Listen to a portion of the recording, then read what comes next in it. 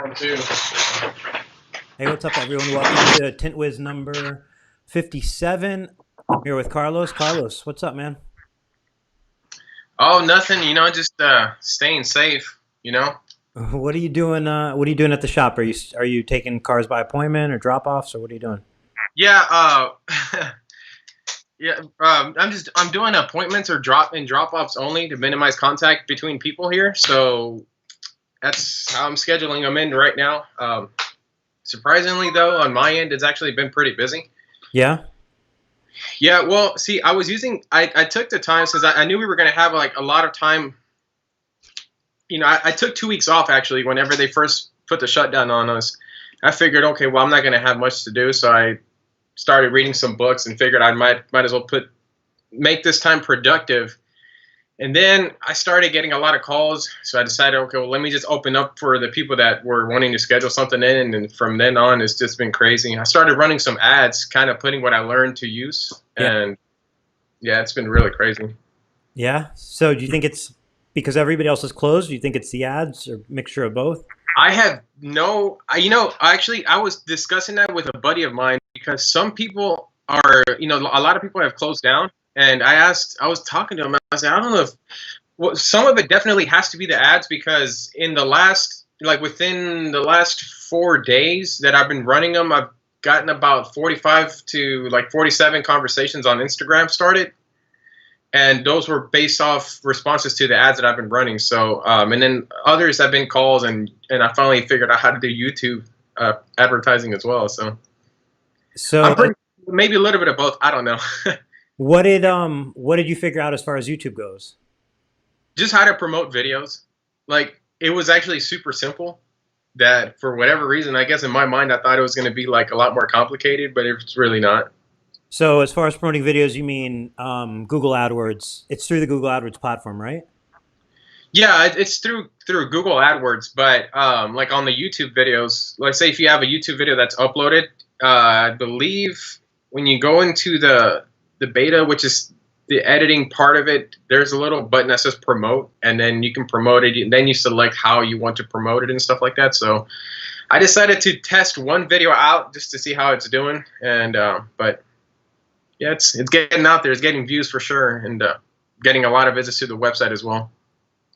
So do you know if when you set up your ads, your YouTube videos, are you running the type of ad that shows to somebody before they watch a video, like a pre-roll, or are you doing like the suggested like inserts where they're actually having to click on the video, like it's like a highly suggested or sponsored Yeah, video in the upper right? that's what I started doing. So there were two ways that it's basically it was one of those two ways, and I figured they said that they only charge you if they watch at least 30 seconds or if they click on your video. So I figured, okay, well, let's try that one for now. And it was right now it's an experimental stage. I just took one of the videos that I recently put out and I put it on the suggested ones where it comes up as a thumbnail on the suggested videos. But from from here on out, I'm going to get more strategic in the way that I start producing some of these videos, depending on how I'm going to use them. So let's say if I want to use them where it's as a skippable ad, Right. obviously the first 5 seconds is going to be jam packed and straight to the point, something that's going to hook the viewer and give you a damn good reason to keep watching the rest of it. But it's still experimental right now. I'm still learning on how to use all that stuff effectively. So the way I look at the two types of YouTube ads, just to put it in some perspective, is there's just to sum up, there's two different ways that you can put your video, like we just discussed. One is, when somebody's watching a video, your video is going to pop up and they're going to have to watch a portion of it before. Or the other way is like suggested in search, to where somebody's watching a video and then it's suggesting that they watch yours, but it's taking their viewers' intent. They have to actually click on it to access the video. So there's two different ways.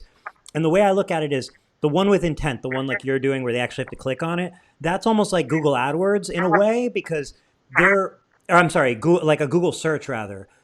It's more like a Google search and like running a Google ad, because you're requiring somebody to actually click on your ad. And then the other way, where your video is coming up beforehand, that's more like a Facebook post where It's frozen. it froze up. But I think we're good on my end. I think it just froze up. Yeah, we're good now. So yeah. Anyway, the second type is more like a Facebook ad because you're showing it to people whether they want to see it or not and trying to convert them. So definitely the intent way is probably more like most people's alley, where you're going to spend less, you're going to get more of a conversion, whereas the other one's more of like a branding. You just want to get it in their face whether they want to see it or not. Yeah, yeah, and one of the things that I started to take more serious is actually from when I've heard you recommend to people that every post that you make to put some funding into it, even if it's $5 or $5 a day or whatever it is. And I started taking it more to heart when I heard you say, and I heard some of the previous Tint Wisdom talks that that you've been mentioning, and so I figured, okay, I'm going to start taking that a little bit more to heart and take action on that piece of advice. And so that's definitely been helping out a lot. I know the my following rate on Instagram and YouTube's definitely been growing a lot more since I started doing it because it's reaching new viewers. Right. And one of the epiphanies that I had about YouTube is that I relied solely on organic rankings, which some videos did really well, and I didn't really spend a penny behind the marketing of it, but it's slow growth. And, just relying solely on organic rankings, at least how it's been working out for me. So I figured, what, let's start putting some money behind this and let's see where it's really going to go. And then there's a YouTuber, a big YouTuber. It's got about 4 million subscribers here in Houston. And, I've already been in talks with that guy about doing some sort of sponsorship and getting on his platform as well. So we'll see where that goes. That's huge. Have you, I don't know if you caught last week's Tint Wisdom, last Thursday's, but basically I went into Tint Wiz's YouTube account and pulled up the monetization area where it's 1,000 subscribers and 4,000 watched hours within the last 12 months. Where do you stand, or where does your channel stand there, if you happen to know? I can't remember how many watch hours I have. I have right now 2.95 thousand subscribers. Watch hours. Like 2,950? Yeah. Okay. Yeah. I'm reaching close to 1 million views collectively on the channel. And you should be. Are you monetizing the channel? Yeah. Oh, okay. So then you had to have reached that point then. You've obviously surpassed that. Do you know how long it took you to get from 0 to being able to monetize the channel? I think it was about a year. About 1 year? I believe so. Yeah, I think so. It's been monetized for some time now, but it might have taken a year because I actually hit 4,000 watch hours pretty quickly. It took me a little while to get to the 1,000 subscriber count, but once I finally got there, I immediately monetized it, and it's been monetized since then. Most of the videos that are on there are monetized. There's a few that I can't monetize. Yeah. So do you get a check from Google every month? Yeah, it's a direct deposit from Google AdSense. How much? Huh? How much? So obviously it runs parallel with the tint industry. So a slow season, I'll maybe get in like $150. The most I've ever gotten so far was $350 a month. Okay. But that's kind of peak. Okay. But it's not bad, but honestly, I haven't profited at all because everything I'm throwing back into the videos, sure, back into marketing and advertising. It's definitely is lightening up the burden of. It's one of those things that, number one, it's going to take up most of the energy up front to build that momentum. But then once you have that built, and the other thing is the money you've probably spent to get that has also paid you back in the form of new customers, probably, right? Oh yeah, 100%.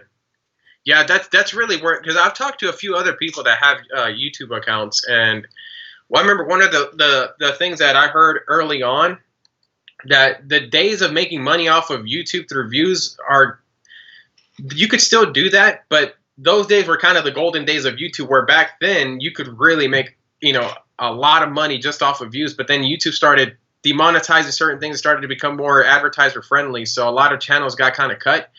And but there's one guy, there's a few YouTubers where their money is made on the back end of it, meaning through merchandise, through whatever else that they sell. It's not so much the viewers, it's where they direct those viewers and how they're influencing their viewers. And so, like you said, in this case, would be the people that walk in the door because of the videos that they see, or or even how the videos are used as well, because videos are visual aids during sales.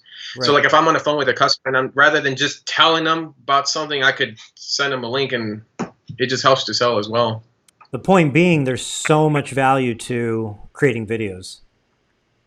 Yeah, yeah, 100%. Which is one of the things. Last week I was closed, and I'm reading this book. I read a book called The Ultimate Sales Machine, which is by a guy named Chet Holmes, and he talks about 12 different strategies to building a Ultimate Sales Machine, which is a company. One of the things that he was talking about was one of the most effective ways of marketing is education-based marketing. So educating consumers, educating the customer and stuff like that. That's one of the best ways to do it, rather than straight in your face, high pressure tactic, upsell everything and stuff like that. So yeah, that's a strategy that I've always had, and I always will. It's been working for me so far. So Yeah, I mean, it's basically education or entertainment, I think, right? yeah. And or Yeah. both. So, what would it take to add? Have you thought about what it would take to, and how quickly you could add a zero to those Google, YouTube revenue checks? Because $100 a month, you add a zero, it's 1,000. 350, you add a zero, it's 3,500 a month. At that point, that's some serious money that you could then reinvest, build further momentum, and so on. Yeah. So far, for sure, the one thing is it at the end of the day, in my opinion, and I'd welcome anybody who wants to change my mind on this, but it has to be entertaining. I feel like that's the most important thing. For one, is value and entertainment. They have to have a symbiotic relationship between value and entertainment. And so I know that for sure. I have to find ways to either be more entertaining or offering value, whatever, but also exposure. And that's where part of the tactic of partnering up with this guy, this big YouTuber here in Houston, is going to come into play, because then getting on his platform, he's got all. I mean, even if only half of them, we're still talking 2 million accounts that we can possibly be put in front of, and what. 2% of that, 1% of that, it's what? I don't know the math, but. So, do you know, as like approximately who your audience is? Are they mostly tinters? Are they consumers that are also interested in tint, or like, what do you find the most? It's a mixture of both. Although lately it's been a lot more local, because I started to promote some of these videos locally here. So a lot of the subscribers that are starting to get into, I know most of them have been locally, but I gotta say it's a mixture of both. I really don't know exactly how to look into that, who's doing what, but I know that I have some videos where comments are dropped from other tinters, and others are just people that are looking for advice on ceramic tint or how to choose a certain type of tint or whatever. So I think it's a mixture of just about everything, I'm assuming.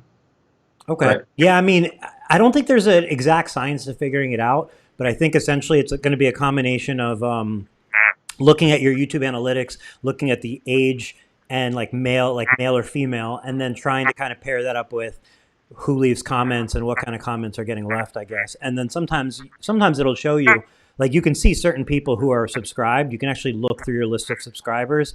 Not everybody will pop in there, but you can actually go through them and kind of see some of your subscribers and follow back to their account, see if they're also content creators and so what are the accounts they like.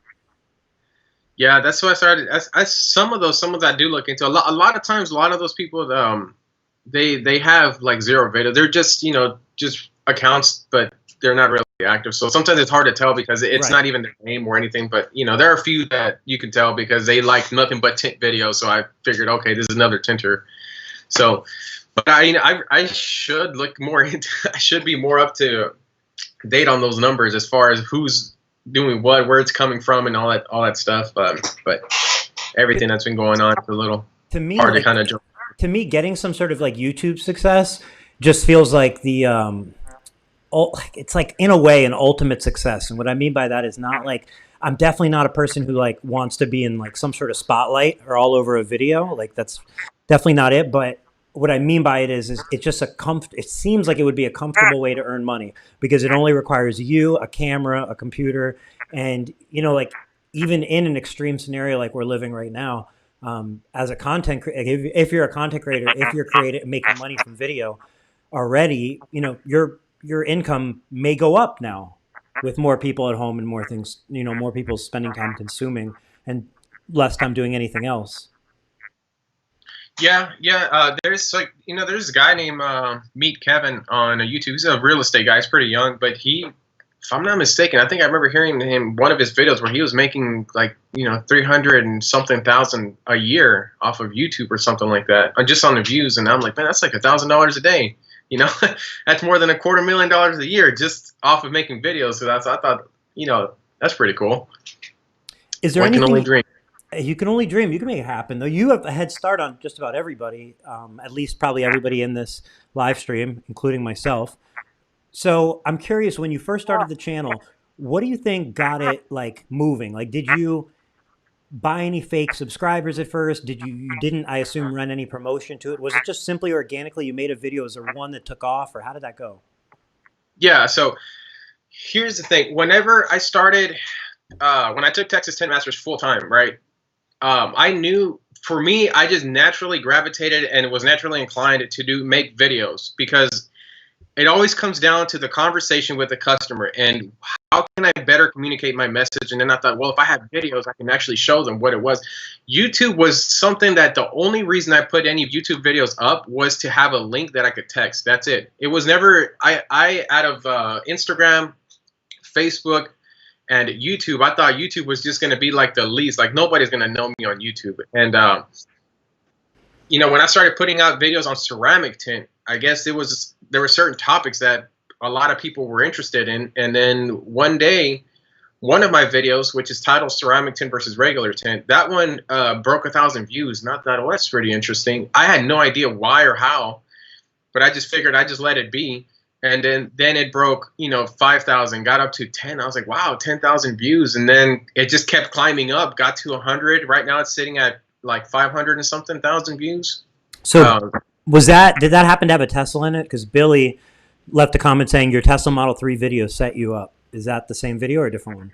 No, it's a different video. No, the Tesla Model 3 was a breakaway in a different direction. The original video that really kind of blew us up was those ceramic tint videos.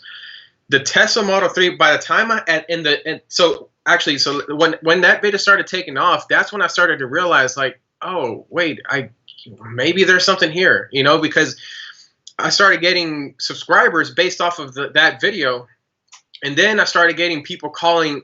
Normally, I would have to work to upsell to ceramic.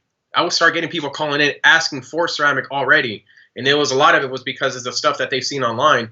So I was like, okay, well, this is interesting. Well, maybe we've got a channel here. This is great. Never thought it'd be a channel, but maybe we got something. So I just started to put more videos. By the time I got to the Model 3, at that time, there wasn't a Model 3 video that was professionally done to the level that I felt like where it needed to be done. You know, there were other videos that were out there, but they were kind of, you know, not to knock on them, but they could be done better. Let's just put it that way. And so at that time, I had already looked at it as a full-blown channel. I got with my brother, and it was something that was carefully calibrated, you know, carefully executed. And the Model 3 video that we did, that one is probably one of my most proudest videos because of the intention behind it and the results that came out of it. So when we first got together, I had put together a script. I rehearsed my lines. I knew exactly what I was going to say. My brother, he already knew the shots he was going to make. So, I mean, it was bringing both of us together, his talent and whatever ability that I had, put that video together, and almost instantly it started to rank organically. And right now, you know, if you search Tesla Model 3 Tint on YouTube, it's either coming up number 1 or number 2 organically every single time. So, wow. That video, when I first, funny thing, I think I mentioned it on the last tint was, but for anybody who watches that video, when I did that Model 3, I went through almost every detail that I could possibly think of that would relate both to a tinter and a consumer. If you have a Model 3, I'm telling you everything that you would want to know, how I protect the cars, cover things up, protect the electronics and all that stuff. that was the first Model 3 I had ever done. But the way that I positioned it, because the way that I approached it, you would have assumed like, oh, I do these cars all the time. When in reality, it was like the first or second Model 3 that I had ever done up until that point. But from there on out, man, that's been my most common car.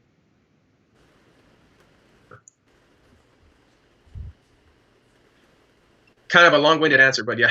No, it's exactly the answer for what I was wondering. So,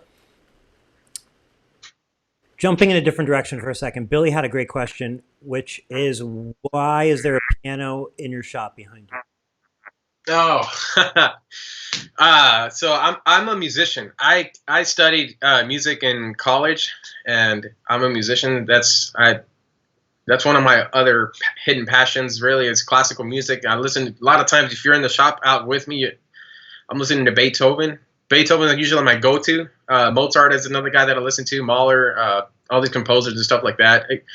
I know whenever classical music was boring to me before I understood it, but when you understand what you're listening to, it becomes super interesting. And so a lot of times, window tint is such a second nature thing to me. I don't really have to think now to do tint.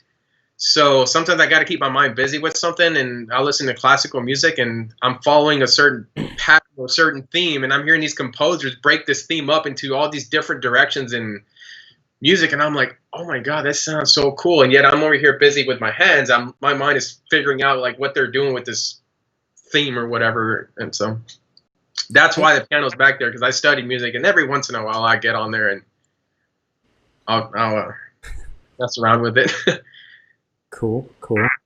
So, I don't know. What are your thoughts on what's going on? Like, where do you stand with all this? Obviously, you're back to work. You took a couple weeks off. You were one of the first to close up right away, like you said, and then now because of demand, you're taking it easy but staying open. Any worries, concerns, tips, words of advice for thousands of tinters out there? Yeah, worries and concerns. Not on my end. It's more of the impact on the economy that it's going to have. I'm really curious about that. But for me, I try to mess up one time and let it be one time, because I wanted to learn from that. So in the past, I've gone through situations where I was left pretty much broke and vulnerable. And so going through that, I've realized, okay, you got to be ready for certain things like that. So me personally, whenever this started to kind of happen, I was like, oh man, that sucks, but I'm fine. When it started to kind of tank, and then we had to close our doors, for me, I just like, okay, well, this sucks, but there's always a positive. There's always opportunity in setbacks and stuff like that. So I'm like, well, me personally, what can I use how can this be used as an advantage moving forward? And so I'm like, well, free time, how best can I use this is, let me go read a book and learn some things. Or like I mentioned to you, this is a time to work on the business rather than in the business. And so what can I do to systemize a few things so that when I hire people, it's easier, to hire, train, and all the stuff like that. So, but yeah, man, it's kind of trippy how everything is just going on. It's the thing that kind of tripped me out. The thing that's still kind of confusing me to this day is the toilet paper flying off the shelves. And you know what's funny? Oh. So there's a grocery store worker that came in, and he was getting his car tinted, and I noticed that he had the uniform in the car. So I asked him, "Hey, you work at the grocery store?" And he's like, "Yeah." I was like, "Hey, are people still fighting for toilet paper?" And this was recently, so this is after, a lot of people kind of cleared the shelves. And he's like, "Yeah." I'm like, "Why?" And he's like, "I don't know, man. But we'll get inventory at 8:00 in the morning. By 10 a.m., it's all gone." And I was like, "What? Like, how is toilet paper that important that it's flying off the shelf? You can't find it." And he's like, "I don't know, but it's all the same people, and we caught on to them." And I'm like, "Really?" Like, yeah, the same people the same people that cleared out the shelves last week are the same ones that are coming this week and doing it again. So I'm like, I don't understand why you need that much toilet paper. I really don't. Yeah. How many can you go to the restroom in one day? Yeah, I'm so curious, like how that whole thing started. But then now, like you said, it feels like, it's like one of those, just everybody's buying because it ran out and then it's running out because everybody's buying and just going to be that cycle. Some people are just stockpiling though, because Right. I had a buddy of mine, for example, and he bought toilet paper. And like now I was making a joke about it. I'm like, hey, did you go out and clear the shelves? And he's like, yeah, I went out, and I went out the next week again and did the same. And I'm like, for what? He's like, well, I don't know. Everybody's buying it, so I figured I might as go. Well, I might as go buy it too. So I think it's because I think it's because of scarcity that Yeah. people who already have it and don't need it are still going out and buying it. You know? Yeah. Yeah. I mean, But what you said a minute ago, you said how, obviously like now's the time to work on your business, and improve it. I think like that's something that everybody says. Not everybody says like I'm diminishing it. I'm just saying like it's not, you're not the only one saying it, but it's 100% accurate. But even as many times as I've heard it, and I still feel like it's I think most are not understanding, like actually taking action on it. You hear it, it sounds good, but in the back of your head, you're going, but how can I work on my business when I don't know if I'm going to have a business, or when I don't know when I'm going to have a business? And the whole challenge of that is finding the ways to work on your business now as much as possible, because whatever is going to happen is going to happen. And you just want to be in the best place when it happens. But like, yeah, there's that disconnect between hearing it, knowing it, and then actually applying it sometimes. yeah.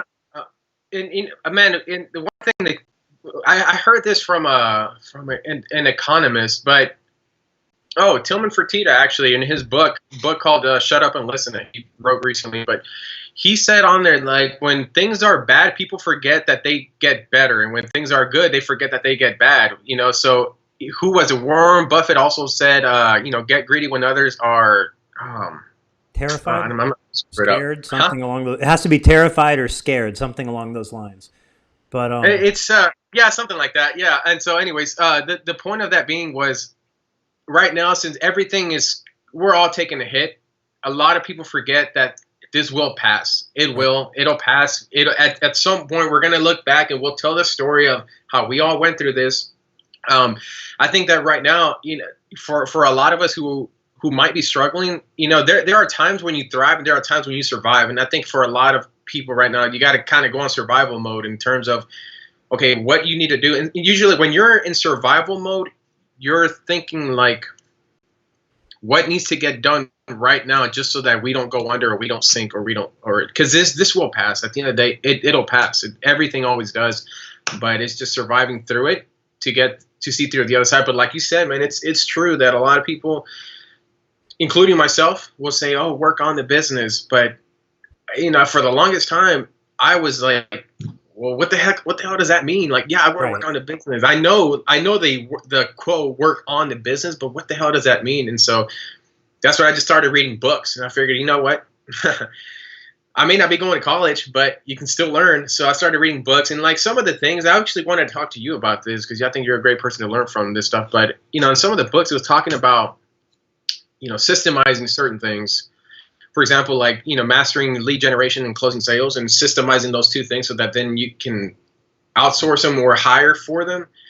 Recently the book that I'm reading right now, it's called Scale, and it's all about scaling, but it talked about how there are 3 stages to a business. And usually in the beginning is whenever you're just trying to survive and turn a profit. Then you get to stage 2 and, you're already profitable, but this is a part where you start to systemize things. And a lot of times, I've been stuck in that position of the business largely depends on me.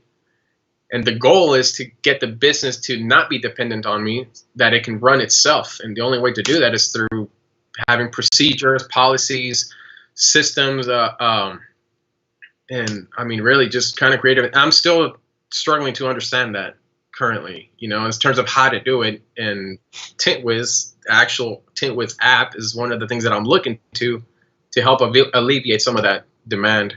yeah, I mean, well, that's that's kind of it's part of what makes Tint Wiz special, I guess, in a sense, is like what you just said. You're going to reach a stage in your business, hopefully, where you're going to systemize things, and there are a lot of ways to systemize.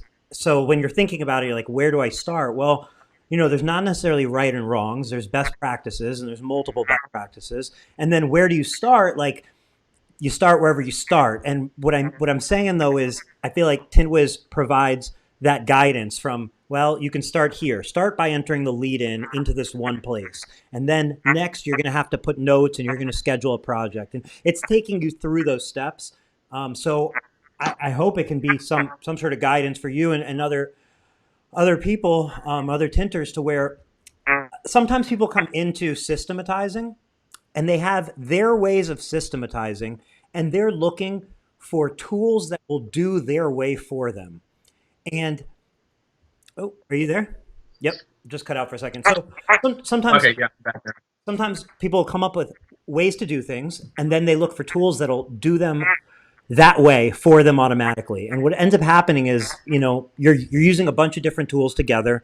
It's never going to accomplish everything you're looking to do, and it can get really messy and really hairy, and there can be new bottlenecks that pop up that you don't even realize are there because you're combining a bunch of different things together. And where Tint Wiz comes in and says, hey, it's a flexible app, but at the end of the day, it's going to guide you through the process. So it may be a little different than the way you're doing it now, but that's a good thing. You should look at it as a good thing because maybe you're doing invoicing a little differently or you're doing something at a different step of the project, but try it this way because I can say with certainty this way works for sure, whereas a lot of other ways don't necessarily. But to answer your question of like, where do you start? Like, I feel like you really starts with every customer's information going into a CRM.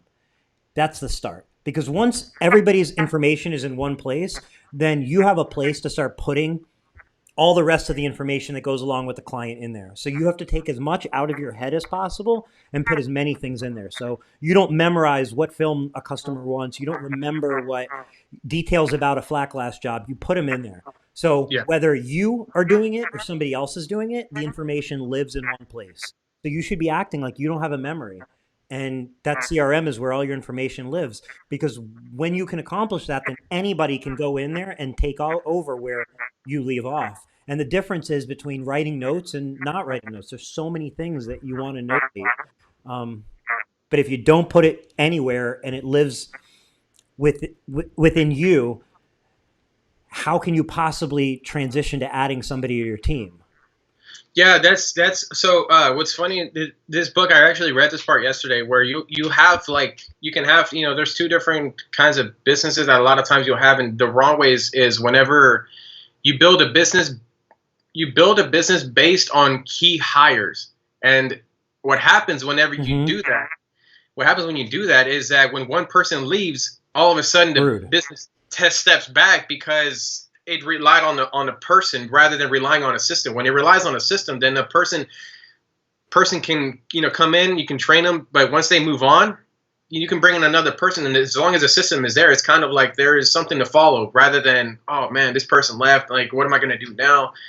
And I've actually fallen into that in the past where I've had pretty good hire, and it was a mistake on my part thinking, oh, I don't need to worry about this. I've already got a person for that. Well, that person left, and now I do got to worry about it. And then it's like, it brings a spotlight, shines a spotlight over to something that should have been done or should have been taken care of or should have been systemized in the first place, so that when the person leaves, it doesn't, devastate or doesn't set you back that far. It's just, okay, we just got to get another one, and that's it. And that's where I'm at right now, is trying to basically systemize certain things so that,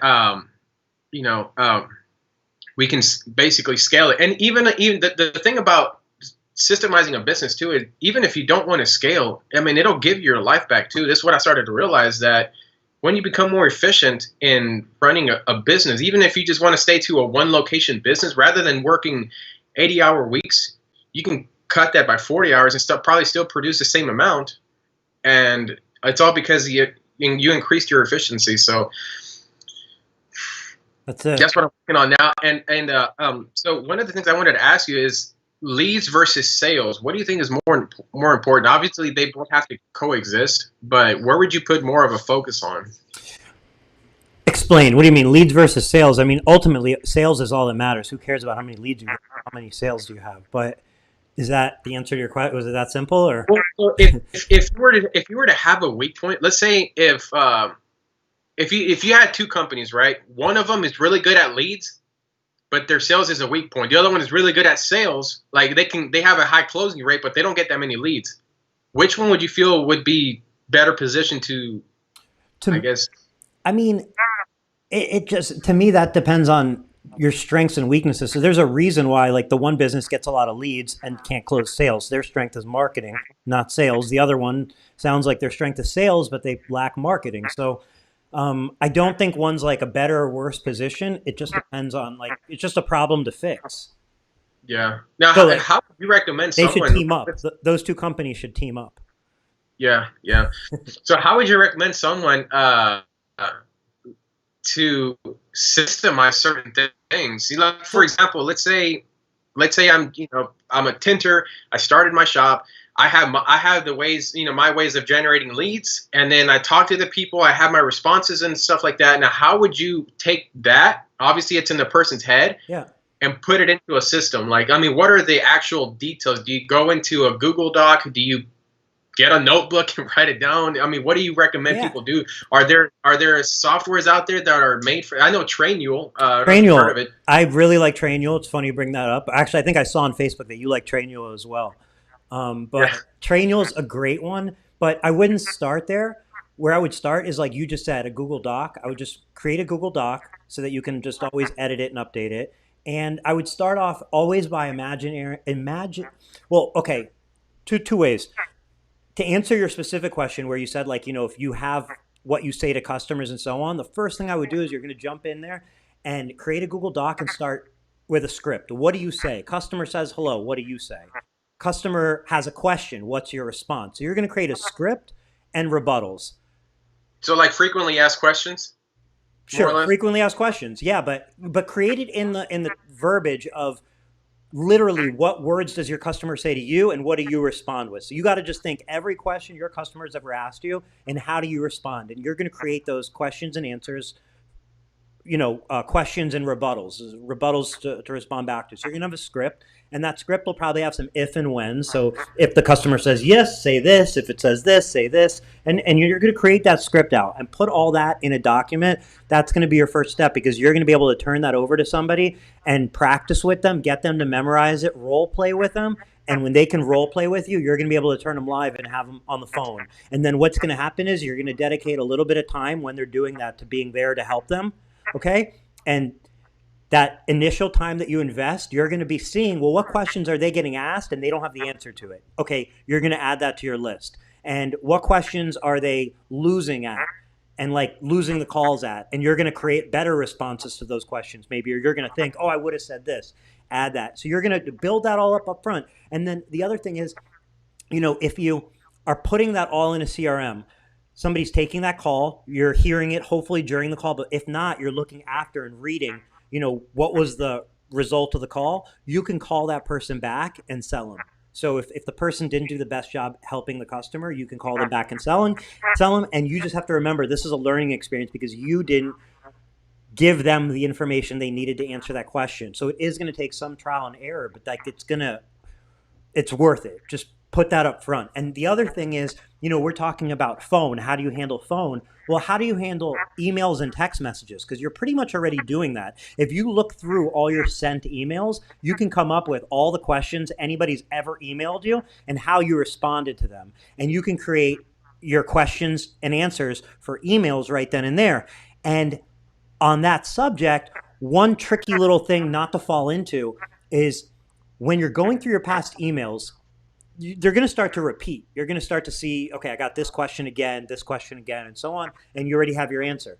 But look out for things where you're having different answers, but you don't need different answers. So I'll give you an example. If you're one of those companies, just throwing it out there, that charges $10 more for a Camry than a Corolla because a Camry is bigger than a Corolla and it's going to take 2 extra square feet of film and this and that.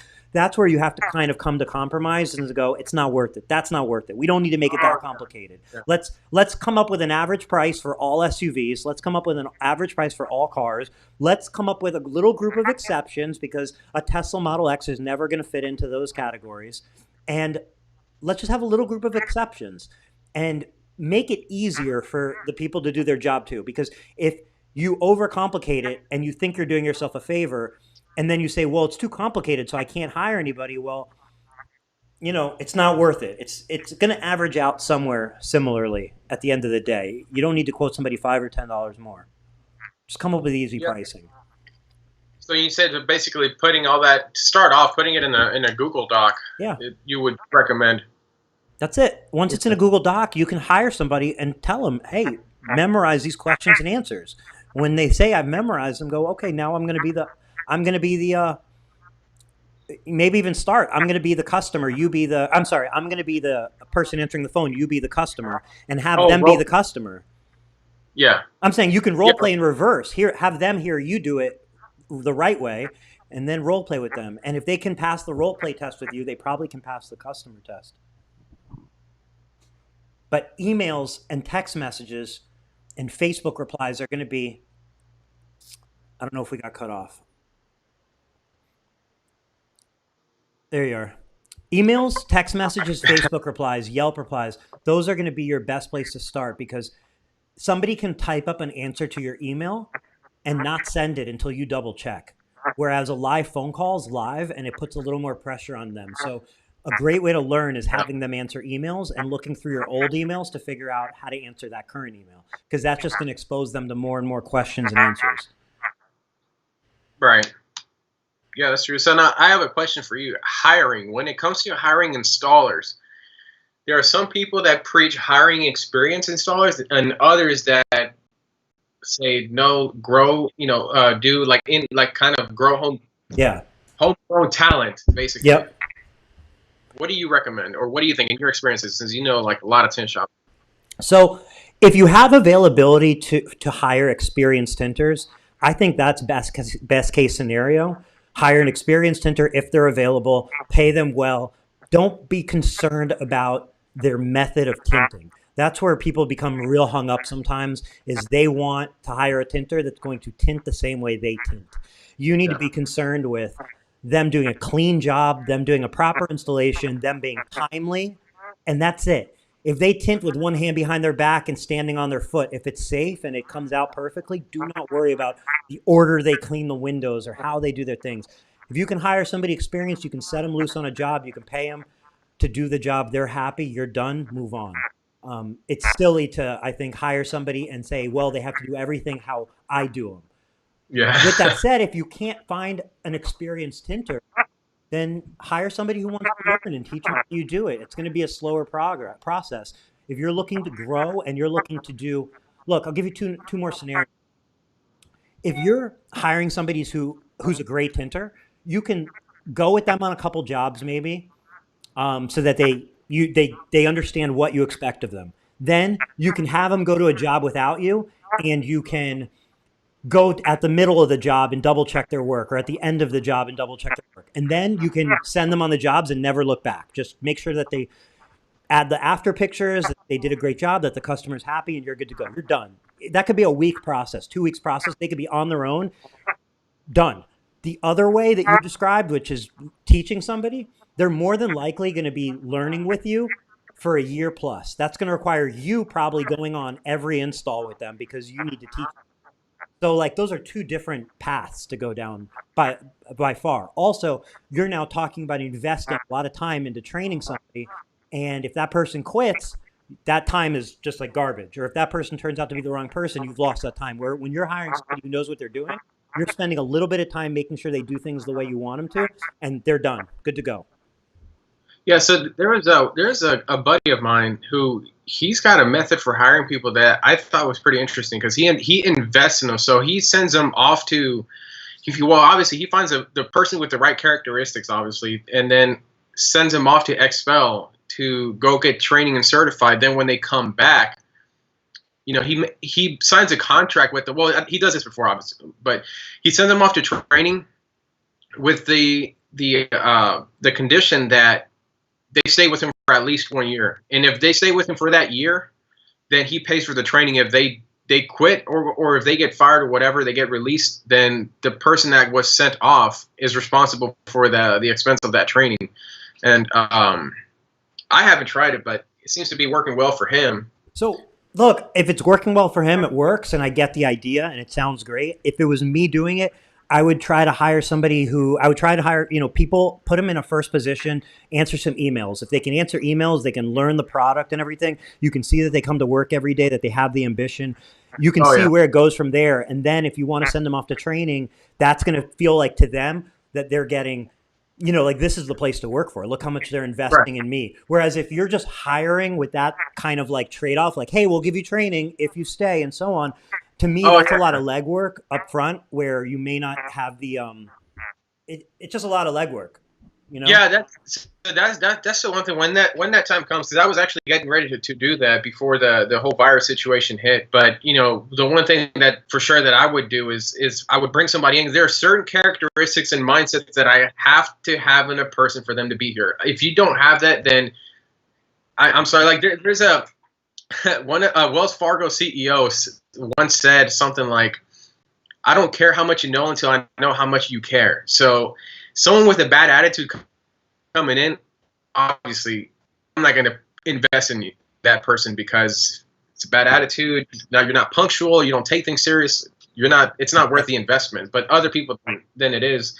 And I actually wanted to run this. I had this piece of knowledge by you that I read in the book. But whenever you're hiring a receptionist or a salesperson, this guy, one of the things that he does, he takes the applications. He calls all the people that seem like they're are of particular interest, gets them on the phone and asks them a few questions, but basically it kind of goes something like, I took a look at your application. Why do you think we should consider you for this job? And whatever the person says, who cares? Like they're going to give you the response, but then you come back and tell them, like, to reject them right off the bat.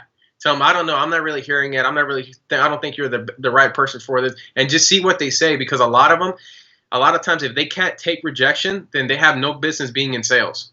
And Well, those who turn it around and like, well, why not? Like if you say, I don't think you're the right person for this job, and they say, well, why not? What about me? so Or they turn around if and start selling themselves, then it's like, okay, they've kind of jumped through that hoop. Let's set up an interview. look, I think if you're hiring for a sales position, like a telemarketing office, or like if you're looking for a real strong like salesperson, then I think that advice follows suit.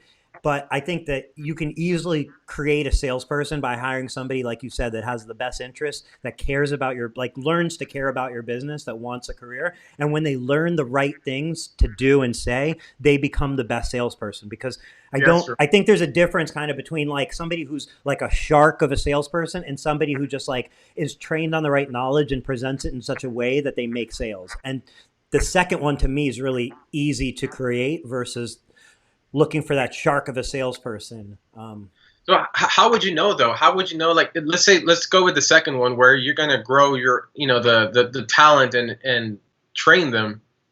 How do you know? How do you distinguish those who have it within them versus those who don't?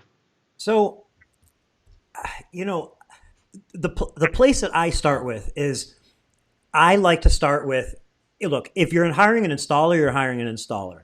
But if you're hiring anything other than an installer, because an installer has to install film, that's their job. That's what they need to know how to do. Like I said, I suggest getting an experienced one. If not, you're going to train them on that specific job, and that's it. They're not going to need to know much product knowledge and so on. But as a salesperson, the first thing if you say, John over there is the best salesperson, he's hired. I know he's a badass salesperson. The first thing he's going to need to do is learn the product, right? He's going to need to learn about the films and how to sell them and so on.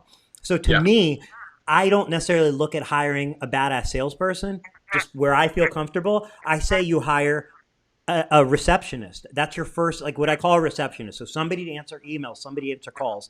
To answer calls and emails, they're going to have to learn the products. From there, you're going to be able to see who's strong on the phone and who's strong on, on email, and who maybe wants to get out there and go in the field and actually talk to the customers that they're talking to on the phone in person. Like that becomes more apparent to you. And then you can take some of your people from your staff, your office staff, you can promote them into being salespeople on the field, and then put somebody else in that position to start from the bottom, answer those emails, learn their way up. They started emails, they end up next in phones, then they talk to people in person at the shop, and then they talk to people outside of your shop. To me, that progress, because there are going to be amazing salespeople that are awesome over the phone and do have no interest in going out in person, and vice versa. There's going to be people who don't want to be stuck in an office and gravitate towards going out. But I still think you start off with, if they can't answer the phone and they can't answer emails, you have no business discussing what they're going to do without your supervision in somebody's house.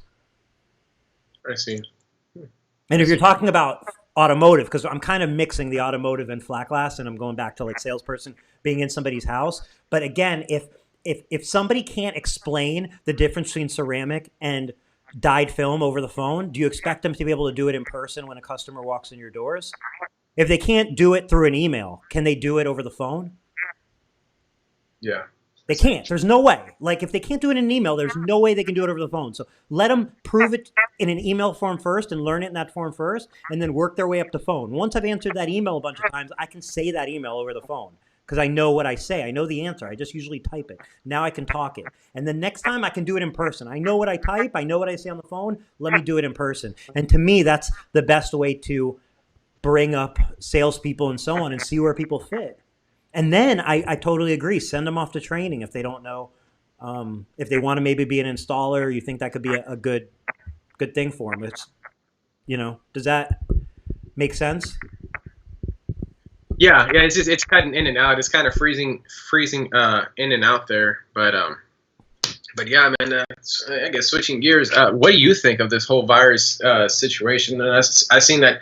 You've taken a very, I think, a very active approach to this whole thing. So, you've obviously shown a lot of class during this time. So what's your perspective on what's going on? Well, thank you for saying I've shown a lot of class. I'm curious if you could expand on that before I answer your question. Well, I mean, like, like whenever you suspended, the billings and stuff like that to help people out, it's one of those things that you could see that you're doing what you can with what you've got to help others to, alleviate some of the stress that they might be going through in their life. And that speaks volumes of a person because, it speaks volumes of a person, obviously. And for the users who use you, it's going to build loyalty, obviously. I mean, it's frankly like, here's the thing. This is what I planned the last probably 12 years for. Not a pandemic, not everybody shutting down their businesses overnight and being locked in their home. I've never thought of that in my life. That thought never came to my head. But worst case scenarios to me are those ones that I can't imagine. So I don't try to imagine what happens if XYZ happens. I just go, what happens if some shit I can't imagine happens? And I kind of stop there. And, I'm not like, I'm not trying to say like, oh, I'm the guy who saves every penny I don't have like an underground bunker in case everything happens. A prepper. But right, I'm not a prepper, though it looks awesome. I'd love to have a bunker. But my point is like, the whole reason Tint Wiz exists in the beginning was efficiency, because you need efficiency to have a healthy business, and you need to have a healthy business to make it through the ups and downs that life gives you. So, it's not like, it's not so shocking to me that this happened, because if it wasn't this, it could be a war. I mean, think about how crazy, like if certain politicians, like I don't want to get too crazy, but like if certain politicians came down with the coronavirus now and potentially died, or there was uncertainty if they were going to live, what kind of panic that could send the world economies and markets into. Like, this is nothing compared to what could be, because this, again, we're talking about a month from now. People are talking 2 months from now. Not, oh my gosh, this could be a 10 or 20 year disaster. Like, that's not where our minds are not. Now, when I say it's nothing, of course, I don't mean it's nothing because people are dying, and dying is everything. So like, life is everything. So this, you're always playing from those two extremes. But I guess what I'm saying is, this to me does not seem like the end of the world. I hope for everybody who lives, I know you're like, if you don't die from this, you're going to have another business. Your business will exist. When people are making posts that I'm losing everything I lived for, I created, everything I spent years creating, I'm losing. That's not really true, because you spent years learning, you spent years creating, like you're not losing everything. So like, you're going to recoup this. Now, it might not feel good, But you know what? If you're in business for less than 10 years, then I have to say this is your 10-year learning lesson. There's going to be a lot of these learning lessons, and you can expect another one within the next 10 years.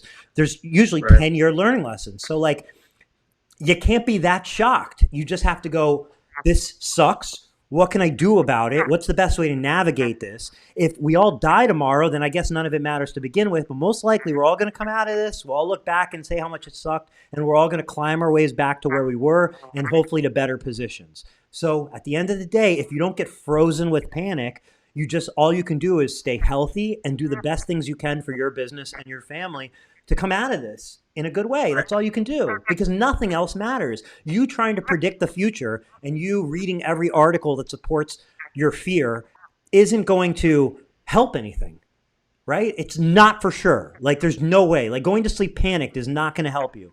But doing actionable steps that will help your business or help you in the future, even if in your head you're so scared, those things actually will help you. Yeah. Yeah, for sure. So you said that you've been preparing for times like these, right? I had a terrible time about 12 years ago, 13 years ago in life. I don't know, the 2007-8 real estate crash. I was just coming out of college. I had a business since my second year in college, not window film related. I was killing it, and I felt like I was on top of the world. Like I cracked the code to life. Like other people had been working their whole lives for success. And hang on. There you go. So I felt as if I was cracking. Just in case, let's disinfect this conversation. I felt like I had cracked the code to adulthood. And, when that whole real estate crash happened, like I was screwed. And I was so screwed. And it left me a lesson that I take throughout my whole life, which is like, things change. You don't see them coming.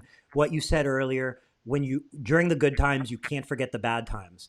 And during the bad times, you can't forget the good times. And that's why I say if you didn't live through 2007, 2006, and 2008, like if you didn't work through those years and you're panicked now, I understand it. But there's bad times. And thank God we're not at war. Like, I know this sounds like this is terrible because people are dying, but a war isn't going to end in a week. And wars are very real, like scary things that seem to happen. And a lot of deaths come from it, a lot of drastic changes in people's lives. So like, this sucks, but this isn't the worst. Right. Yeah. Not the worst. I've gone through some things in the past where I've like hit rock bottom, and I'll be honest with you, I would not take them back. I would go through them again because of the shit that you learn from. That's where you really learn some tough lessons, and you have to not bullshit yourself when you go through things like that, because you do yourself a disservice if something bad happens to you and you take the position of, oh, woe is me and poor me and this sucks. You're gonna go through that shit again, because life, man, you go through. It almost feels like you get tested time and time again. And how do you move up? Well, did you learn your lesson from last time? If you didn't, you're going to go through the same shit again. Or if you learn from it, you'll get through it and move on to the next level. And so, like you said, it could be worse. And that was one thing that I've learned myself when I was going through certain things where I hit rock bottom. And I remember thinking, like, you know what? As bad as it may seem right now and as bad as I might feel, people have gone through worse and they've had shittier situations. And then it's just, all it is a change in perspective. It's like, oh, okay, well then, hey, there's been, periods in history where people were really, really, it was really like worse. My situation is not that. So let's figure out a way how to move forward. And like, I didn't go through the 2008 crisis. I was still in high school, and to be honest with you, I really don't remember. When I try to think memories about what happened there, like, I can only think of what I was doing with my friends or something at that time. I really didn't have any like financial tie-up or any situations like that. But I have gone through, others' financial situations where they might not have been as bad, but the principles of learning, the principles that I picked up from going through those situations put me in a position where right now, man, I'm fine. Like I have a buddy that we talk to a lot, and like a lot of people are going bad, and it's not to downplay what anybody's situation is going through, but a lot of it is financial stress on people. And I talk with my buddy, and reason why I like talking with him is because he's very straight up and honest. And I tell him, I'm like, look, if you were from a position of tough love, for people that have gone through stuff in the past, and I just feel like sometimes, like I said, coming from a tough love perspective, you should have learned. If you've gone through something like this in the past, you should have learned, and you should have set something aside so when times like these happened, like, I mean, you just, like, I feel, because this is what I've told myself, I can't foresee the future. Right. So I need to stay ready so that I don't have to get ready in case something like this happens. And like, shit, what's going to happen now? Because, like, 3 years ago, I was pretty in a vulnerable position financially. I was almost broke, and like I said, I hated that feeling. And well, take a look at what your income is versus your lifestyle, and make sure that the balance is right, that your income is higher than your lifestyle, because then it allows you to save up for days like these. And so, Yeah. and I feel like what I've seen some of my friends on, like, for example, on Facebook, is that they're complaining, and they're making complaints about, administration decisions and stuff like that, and the government should come in and help me do this and pay for that. And I know them, and I'm like, well, dude, you've got like 2 brand new cars that you don't need. You've got a lifestyle that you don't need, and you're blaming everybody else because you can't afford, because you're in a position that you can't afford to sustain this lavish lifestyle that you want to pay for yourself. So yeah, it's sometimes hard to reach out to people like that, because it's, like I said, either don't they get it or they don't get it. And sometimes it's hard to get through people like that, because I don't know, it's a tough lesson to learn, especially when you're kind of down. But like I said, I don't know. I think it's all perspective. What do you think? I mean, I agree with everything you just said. Like, I think what happens is it's easy to feel like you have an expectation. Like, when things are good, you just have an expectation. This is how they're going to be. These are the fair rules of life. And then when something like this comes along, it feels like life's being unfair to you. And, who can we blame? And you start to say, well, let's blame a politician, or let's blame the government, and there should be, and this isn't fair, and so on. And at the end of the day, like, as a business owner and just as a human, like, this is part of it. It's not only about the good times, it's about the good and the bad times. And when they say, like, if you don't learn history will repeat itself. Like, if you look back, there's no shortage of, like, bad history. Like, there's Great Depressions, and there's Great Recession, and there's World War I, World War II, and there's all sorts of plagues and so on. And if you look back at those and you just imagine them as like cartoons that don't apply to you, and fairy tales, then this is going to be shocking. But at the end of the day, like, businesses have ups and downs. There's big issues that are going to come your way as a business, like huge issues, like bigger things than this. And I just feel like it's like when you let go of feeling like you have control over those things, and you just say, look, I'm good at what I do. I'm always trying to get better, and I'm just going to navigate all this stuff the best I can. You're kind of like, it's kind of like what you have to do with life. I feel like, just in general, is you have to realize you don't have control over it. You don't have control over this, and you might feel some pain, but that's life, the good and the bad.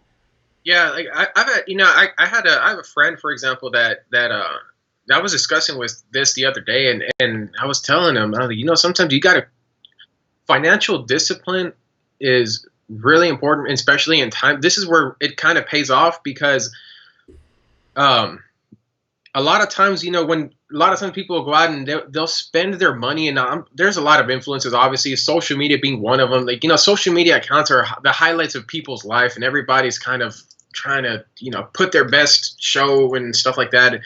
And they end up making decisions because they're competing with the Joneses, for example. They want to buy a nice car. It's like, yeah, I'm doing well in life. Look at what I bought and stuff like that. But then all of a sudden, financial stress comes along, and then you start to stress. And so I was talking with a buddy of mine, and then I was telling him, I'm like, man, sometimes you gotta quail your gratification.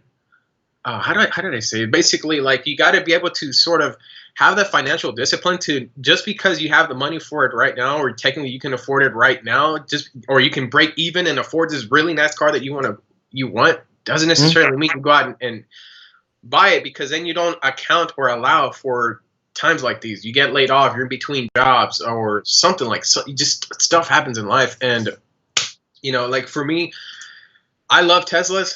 Yeah, I do them all the time. I see them in the shop all the time, but don't get me wrong. Like my lifestyle compared to my income, like it's this much. Like I'm very efficient with my life. So let's just put it that way, because I've gone through shit in the past, and I know what it's like to be in state of uncertainty. And I was telling them, I'm like, these are the times when you're financially disciplined throughout the times, whenever you want to buy a nicer car, but you know what? You don't really need it.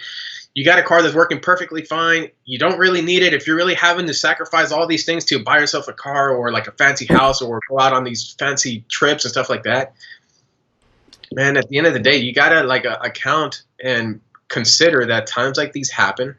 Yeah. And you got to be ready for them. And you don't want to have to go through this again. If this is like the wake up call for a person right now, like let this count for something. So that in the future, because it will happen again, we are going to go through, whether it's a market crash or, like you said, another war, something is going to happen where all of a sudden things are going to come to a screeching halt. And then this income or whatever thing you were dependent on all of a sudden stops. And you're like, oh, crap, now I'm really starving. And what am I going to do? And So like, let's just throw some worst case scenarios out there. Let's talk like right now, because like everybody's situation is different. And I'm not trying to say like I'm thinking of every worst case scenario. So if you have a worst case scenario, anybody watching, like throw them in the comments.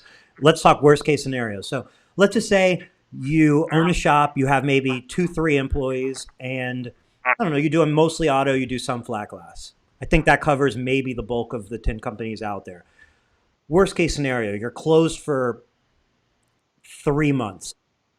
Hope we lost you again. I'm going to let you connect and then we'll keep going. We're going to be back. There we go. So let's say worst case scenario, you're closed for 3 or 4 months. Okay? You don't bring in any money. You can't pay the rent. You have to lay off your employees. We're all on lockdown for those 4 months. We come out of those 4 months. Your landlord's probably going to work out something with you to pay the back rent that you owe over time. And they're going to be happy if you just start paying rent currently, most likely. If they're not happy with you, they're going to want to maybe evict you. To get evicted, you have to go to court. In court, there's likely not going to be a judge who's going to throw you out on your butt, given the whole thing that everybody just experienced. You're probably not going to get evicted. You'll probably work something out. Maybe you do get evicted. You go rent another shop. You don't have money to rent another shop. You go do mobile jobs. You go get a job at another shop. You save some money, and then you open another shop.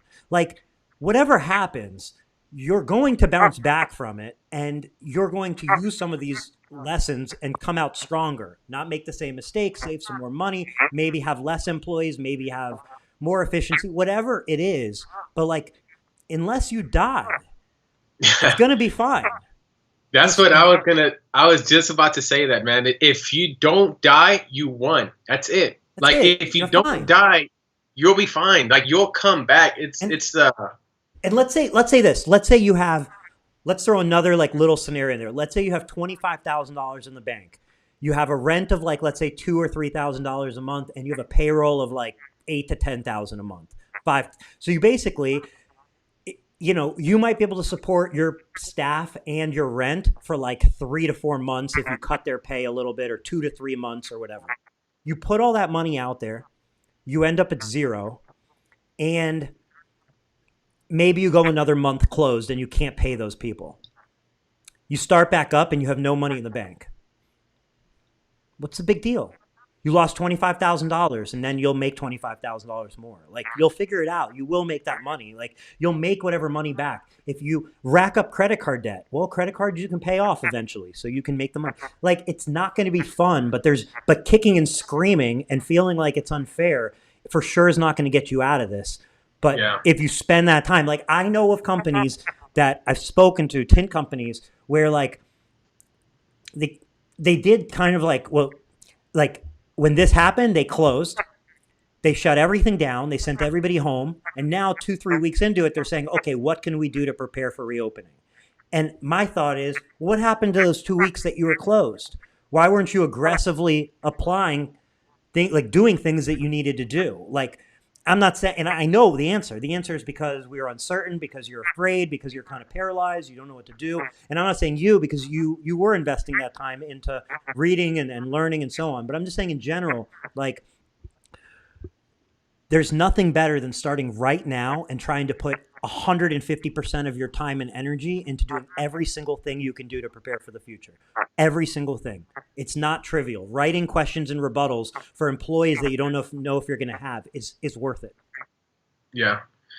Yeah. What was I going to say, man? Something just popped in my mind, but yo, yeah, I've made a few posts on this on my account, but right now I don't know how many times I hear from some of my friends and people, oh, I don't have the time for this, I don't have the time for that. Well, guess what? Right now, that ain't an excuse. Mm-hmm. And some of them, I have a few friends that are doing it productively, but some others have another excuse now. Oh, well, I don't know, it's uncertain.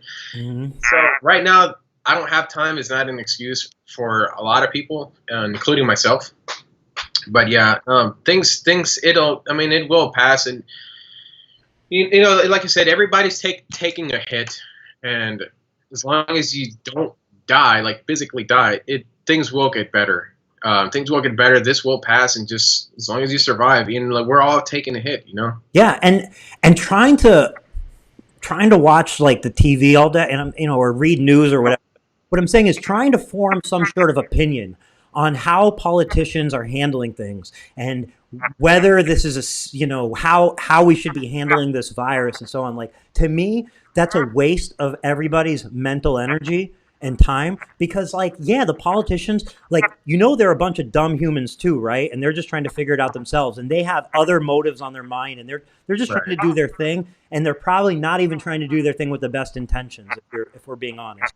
So, like, trying to point out where they make mistakes and where they don't and looking backwards and looking for, it's a waste of your freaking time because you're no expert either. Like, the same way we're all uncertain with our business and what to do, they're uncertain as well. And there's repercussions that can happen. And they're trying to balance those repercussions and trying to predict, like, trying to pretend like we all know something about this virus and we know how it's spread and we know whether this face mask is going to be better than that face mask and so on. Like, this is bullshit. Like, it's not bullshit in the sense like it's important, but like, leave it up to other people to know and figure out and spend your time on your business and your family and your community and your, everything around you. And that's going to be a better use of your time than pretending now you're a biologist and a politician and a chemist and health expert and all that. Cause it's bullshit. It's bullshit. It's like talking about who's going to win football or talking about who's going to, win a fight. It's bullshit. You're just predicting. Like, you're just making shit up. There's a saying, man, that I heard. I can't remember where, but there's a saying that says, during times of crisis, you get to see who's the sheep, the shepherd, and the wolves. And anyways, I thought it was a pretty interesting saying just because I've kind of seen that play out. And, like you said, media is driven by negativity because it drives ratings and they can make more money on it. So there's a large part of it where I feel like it's maybe getting blown a little bit out of proportions just because, hey, there's the ones that are profiting a lot from this extra attention that they get. When people are most fearful, then that's when you can take advantage of them. And it's so true, but then you can make the argument that,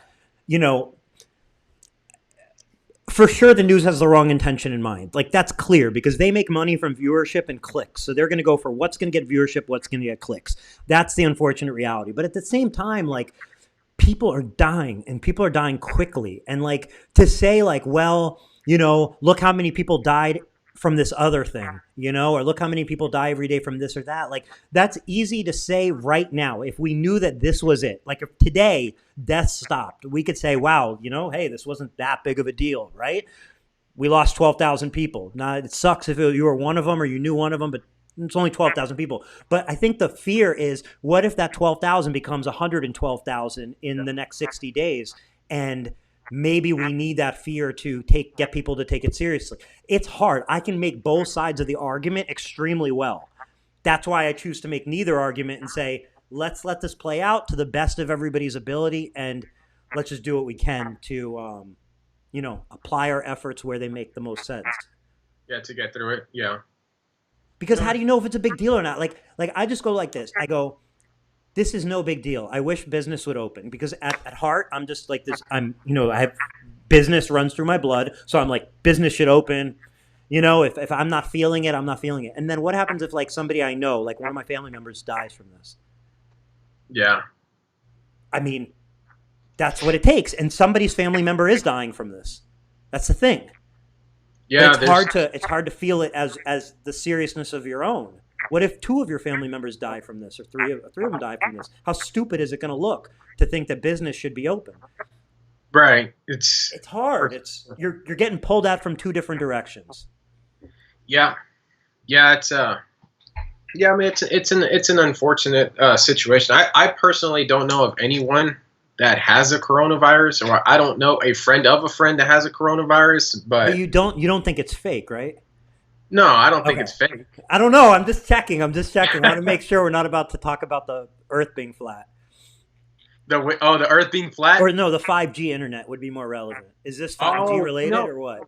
So, because I feel like I would notice some of those fake cactuses that they're putting up with antennas in them. I saw like pictures of cactuses that have like antennas in them, and they look super fake. I feel like we'd see them popping up all around us if that was their plan.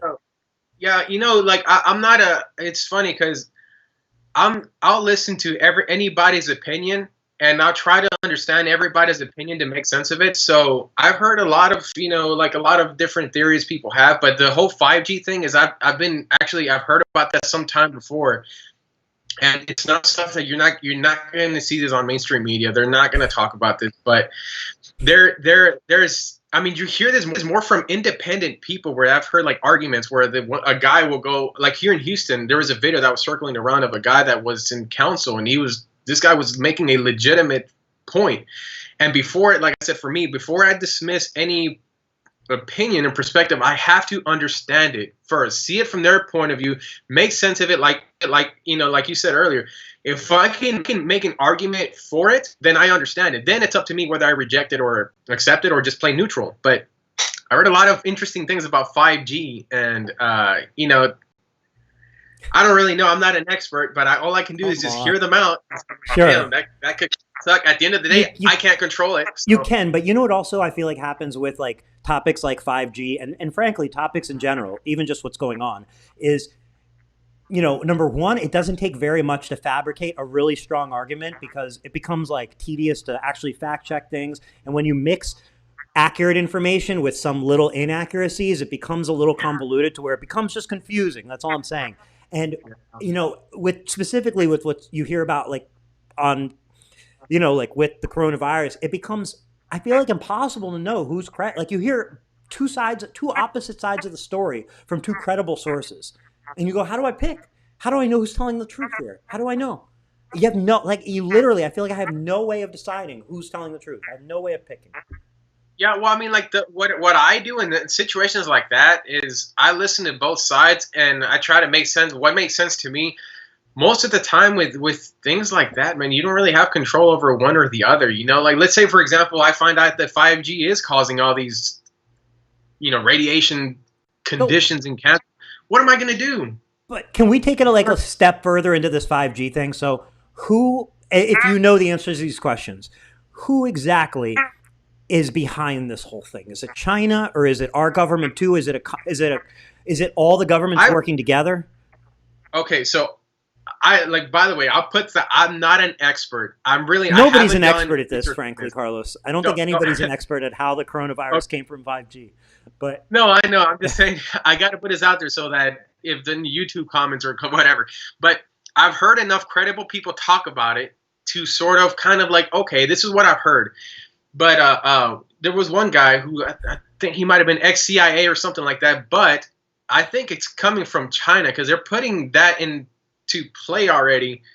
They already, I guess, got it going on or something like that. Okay, so let's start there. Let's just say the Chinese are behind it. Okay, I don't even know. I don't know if that's the plan, but let's just say it is. Don't you think if the Chinese was behind it, don't you think that the U.S. or maybe like Israel or those 2 governments come to mind would have some concept of how this could happen from 5G internet, and they would be pointing the finger at China. We would be in World War III.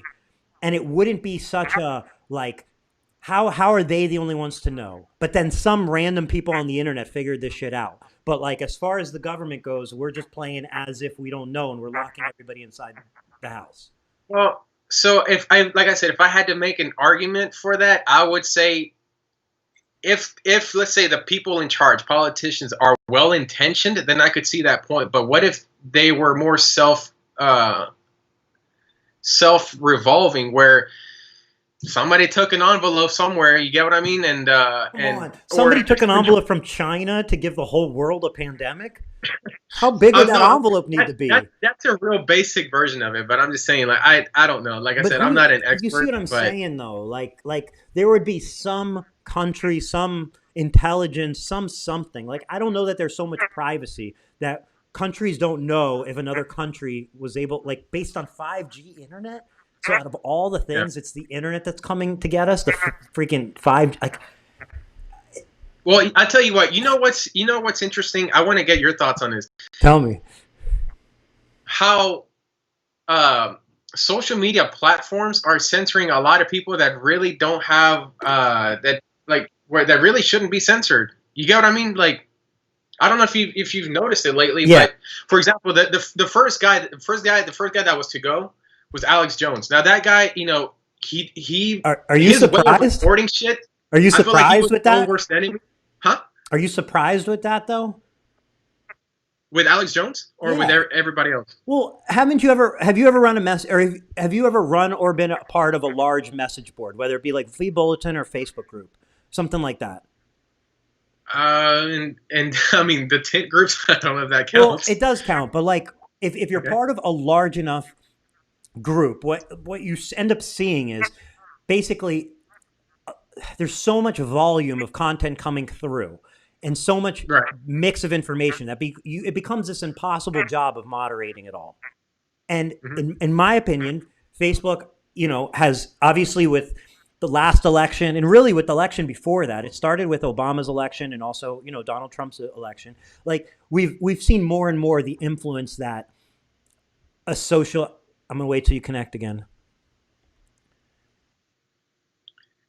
There we go. So we've been able to see more and more the influence that social media obviously has on the public, right? So as Facebook, as Twitter, as these companies, they have to take it more in their hands to say what content is going to make it through and what's not. And there's so many millions and millions or billions rather of people posting on the internet right now that, there has to be some moderation. And I just believe that when you see somebody getting like the little filter that says it might be false information or, whatever it is, that's them simply saying this is the best we can do.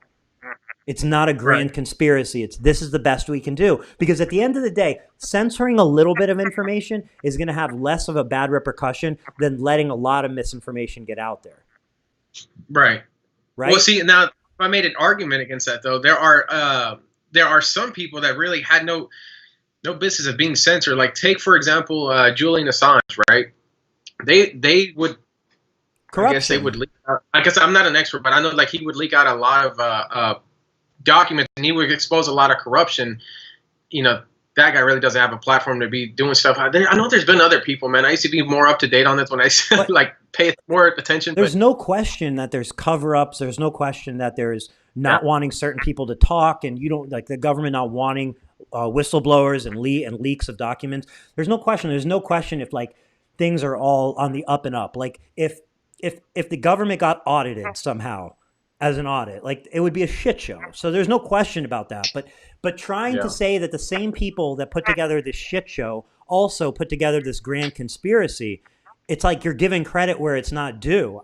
If they were so capable of these large, uniform like collaborations, the post office and the DMV and like government run healthcare and all these things, they would be like way above the nonsense they are. Like you see how incapable the government is. Just like I feel like it's not fair to give them so much credit whenever it's convenient. That's your point. Yeah. That's and we'll see. One of the things that I know that I've heard people talk about, for example, like, back in, I think it was 9/11, somebody said, I think it was George Soros, but somebody was quoted to say, never let a good crisis go to waste or something like that. So basically, like I said, I haven't done I listen to credible people, and sometimes I trust that what they're saying is true, because to me it's about credibility. But with the Patriot Act, I think this was post 9/11. People were fearful, and so there was. You can make the argument with a lot of rights were kind of stripped away, and because of a crisis, and some people are fearing that this is kind of one of those other situations where, hey, here we are in another situation where everybody's scared, and we're gonna, like I said, there's a few wolves out there that are going to be taking advantage of this crisis and start stripping even more rights away. So it will happen. But tell me, what are you gonna do about it? That's the thing. I can only control what I do, and I can only focus on what I can control. And man, that's it. Just make do with what you got. That's personally the way that I see it. There's a lot of stuff out there can be pretty frightening, like the whole 5G thing. I made a point. I mean, I haven't looked into it too much, but from the few arguments that I have heard, it could be that it might be negative in the future. And but like I said, what can I do about that? I can't change it. What am I gonna? Am I gonna be the guy that's gonna get in the way of this whole thing? Nope. Like, I can't do anything about it. So all I can do is just try to inform myself and then control what I can do. And do you think we went to the moon and walked on the moon, or no? I've heard arguments for it and against it. I hope that we did. I hope that we do. Honestly, it's. Some people make pretty valid arguments to question certain things, and I've always been about questioning things, and so I'm like, at the end of the day, I hope that we did. So the reason I bring it up is because, and then I want to jump into Mars' question, or at least his comment, but the reason I bring it up is because, I think we probably went to the moon. Everything, if I had to bet, I'd say yes, we went to the moon. Done. That's my bet. But just the other day, I got one of those clickbaity articles on my Google News. It said, Neil Armstrong said this has never been done, or it had never been done. So I clicked on it. I read this long clickbaity article, and it was basically saying how the ship steers itself and people never actually had to steer it themselves. So it was like this clickbaity way of saying like something never been done. And if you thought maybe it meant going to the moon, you'd click on it and read it. And I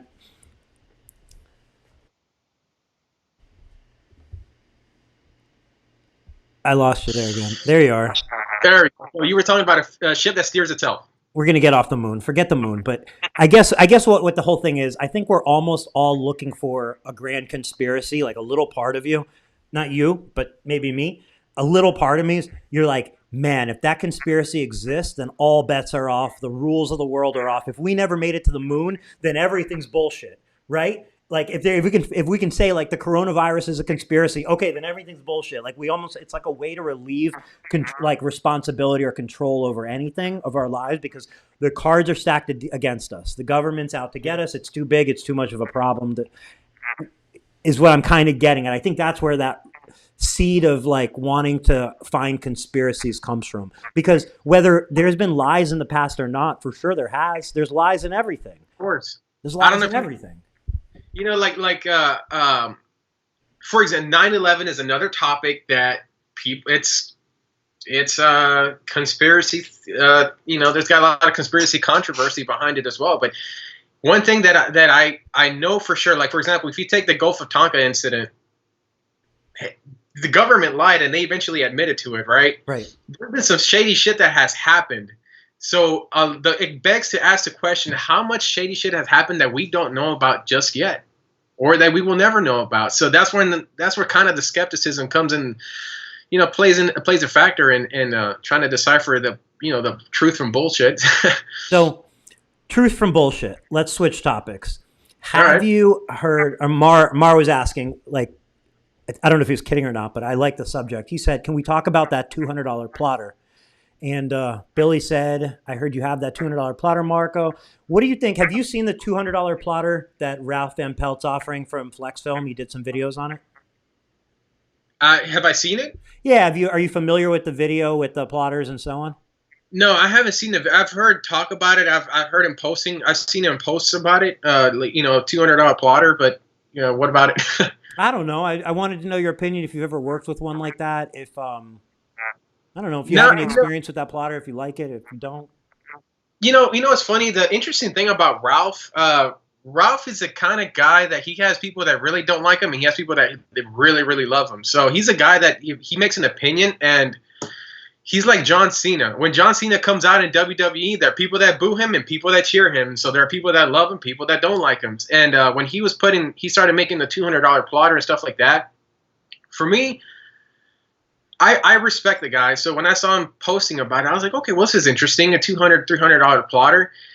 Personally speaking, I wouldn't bash on it, and I wouldn't promote it either because I don't know. But at the end of the day, like if it's $200, that's not much of a risk of an investment. If you want to go out and try it, just fucking buy $200 is what a tint job on a car.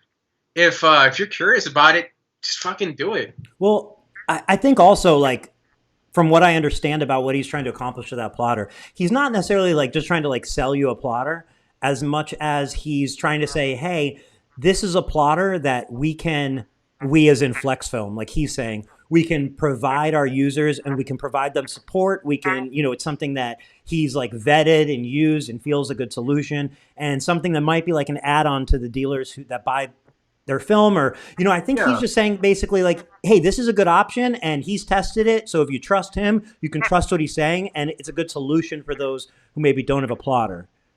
Yeah, I be personally, I think you look, he's trying to do like anybody else is. He's trying to grow his business, and you got to respect the guy for that, man. At least I do, like I may not agree with everything that he might say or do, but that's okay because he's a different person. He's got his own company and his own business, and so hey, man, props to him if he's pushing the envelope and trying new things. At the end of the day, as an entrepreneur, I respect that.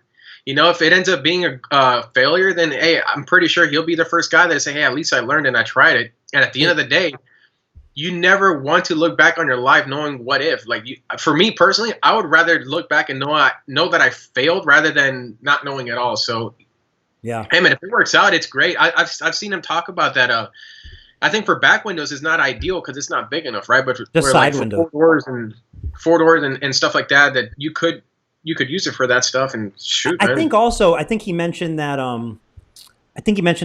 He's basically like introducing the smaller size printers, or plotters rather, but there are options with bigger plotters as well. Oh, okay. So with that said, in the last couple of weeks since we've all been on lockdown, is there any manufacturers that have stood out to you that you've seen on social media or that you've had any? Oh, I lost you. I'll wait till we reconnect. Come on. All right. Do you know why is that happening? I have no idea. I mean, I got pretty good connection. It's all good. I'm just curious. It might be that virus. Might be, right? So in the couple of weeks we've been on lockdown, is there any manufacturers that you've interacted with or you've seen on social media that you kind of feel like have been doing an exceptional job at anything during this time? That I've dude, I have been tuning out a lot of social media. You talking about window tint manufacturers? Yeah. Yeah, like I don't know, like anybody stand out to you? I heard that Expel, that they started to focus some of their manufacturing on developing like manufacturing masks or something like that. Don't quote me on it, but I believe I heard that. Yep. Other than that, not really, man. I don't really pay attention too much on Facebook groups anymore and stuff like that. I do my own thing. I don't know. What about you? I mean, besides what you've done, like I said, and when it comes to tint companies, I feel like what you've done is probably one of the bigger, kinder gestures that I've seen out there. So, I mean, I think Expel for sure stepped up, like repurposing their film to turn into face masks, and that's something that like I guess it wasn't something I mentioned before, but like we've got something going with them to get face masks from them. They're obviously fulfilling face masks to like the medical industry first and foremost, but like that's one of the things I wanted to send to our users is face masks from Expel, because like to me, if I can support and buy some Like we can support and buy some face masks from Expel. We can then put them in the hands of our users. That's one of those like good trades that I feel like is like worth it because, you know, so I think Expel for sure is the one that rings in my head. Um, you know, beyond that, obviously, like there's been a couple companies putting out information on the like the small business loans and so on, which I think can be helpful. Ceramic Pro, I feel like's done a pretty great job of, you know, they're doing weekly sales meetings on like Zoom and trying to talk about like, you know, just getting together as a group and opening it up to all their dealers and trying to like lead the way on sales during this difficult time for those who are still in business and sales coming out of this time, and, you know, services and so on. So I feel like Ceramic Pro's doing a great job. So Expel being the first one, Ceramic Pro being the next one. Yeah. I'm not aware of anything too incredible, but other than that, just not to say it's not going on, but I'm not aware, but I really feel like these are the times where companies have an opportunity. Like, let's play imagination for a minute. And if I'm like a company like Lumar Eastman, okay? Eastman Lumar. This to me is an opportunity. Now I know it's a publicly traded company, and you know I know they don't have necessarily like Lumar is only one part of Eastman. They don't have an unlimited budget. They probably have a small budget compared to the size of the company. I know all these things, but if we're talking about best case scenario, what I would want to do if I was part of that company, I would want to, you know, really take their money and see different ways they can support their dealers. And what that means is, you know, coming out of this, getting film in dealers' hands, without maybe them putting money up front and paying for that up front. I would look to how much money, how much film can be just given to dealers to get them out of this hole. How much, like, if there's some sort of, you know, I know we're talking about spending other people's money, but I just feel like if you take your top 200 dealers and you invest some money towards them, the benefit during this time could really, like, you have that opportunity to really show you care. Because, you know, when we come out of this time and then you're spending that money trying to show your customers you care and talking about the community and family and all this, it's like these are the opportunities to put your money where your mouth is. And the bigger the company, the reason I'm picking on Lumar Eastman is I'm just saying the bigger the company, the more resources they have to spread that money around and apply that money. So, like, I haven't seen anything come out of like many companies, but I think this is a lost opportunity because the bigger the company, like I said, the bigger the resources, like this is the time to do it. Maybe they're doing it on the down low and it's not very public. And I don't think like if they're doing that, more power to them. It's not necessarily a marketing opportunity.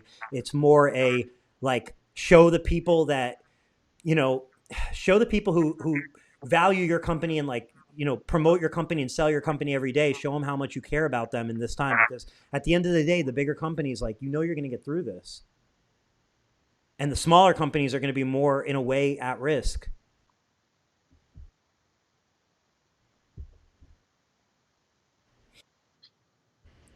Okay.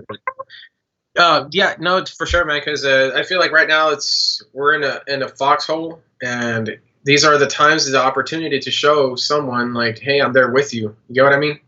Yeah, Like 100%. I've reached out to a few friends, for example, that have made posts about like, you know, they're scared and they don't know how they're going to get through. And I'll reach out to them and I was like, look, if things are really tough and you're going to go a day where you're not going to eat or something like that, like reach out to me. I'm not, don't think that you have to drown. Reach out to me. Like, I've been ready for stuff like this. Like, and so I think right now, if like you said, if I was a manufacturer, if I was a distributor, and the bigger the company, the more resources you do have, this is a time where you can really make a difference, and it's both on the, I mean, obviously there's,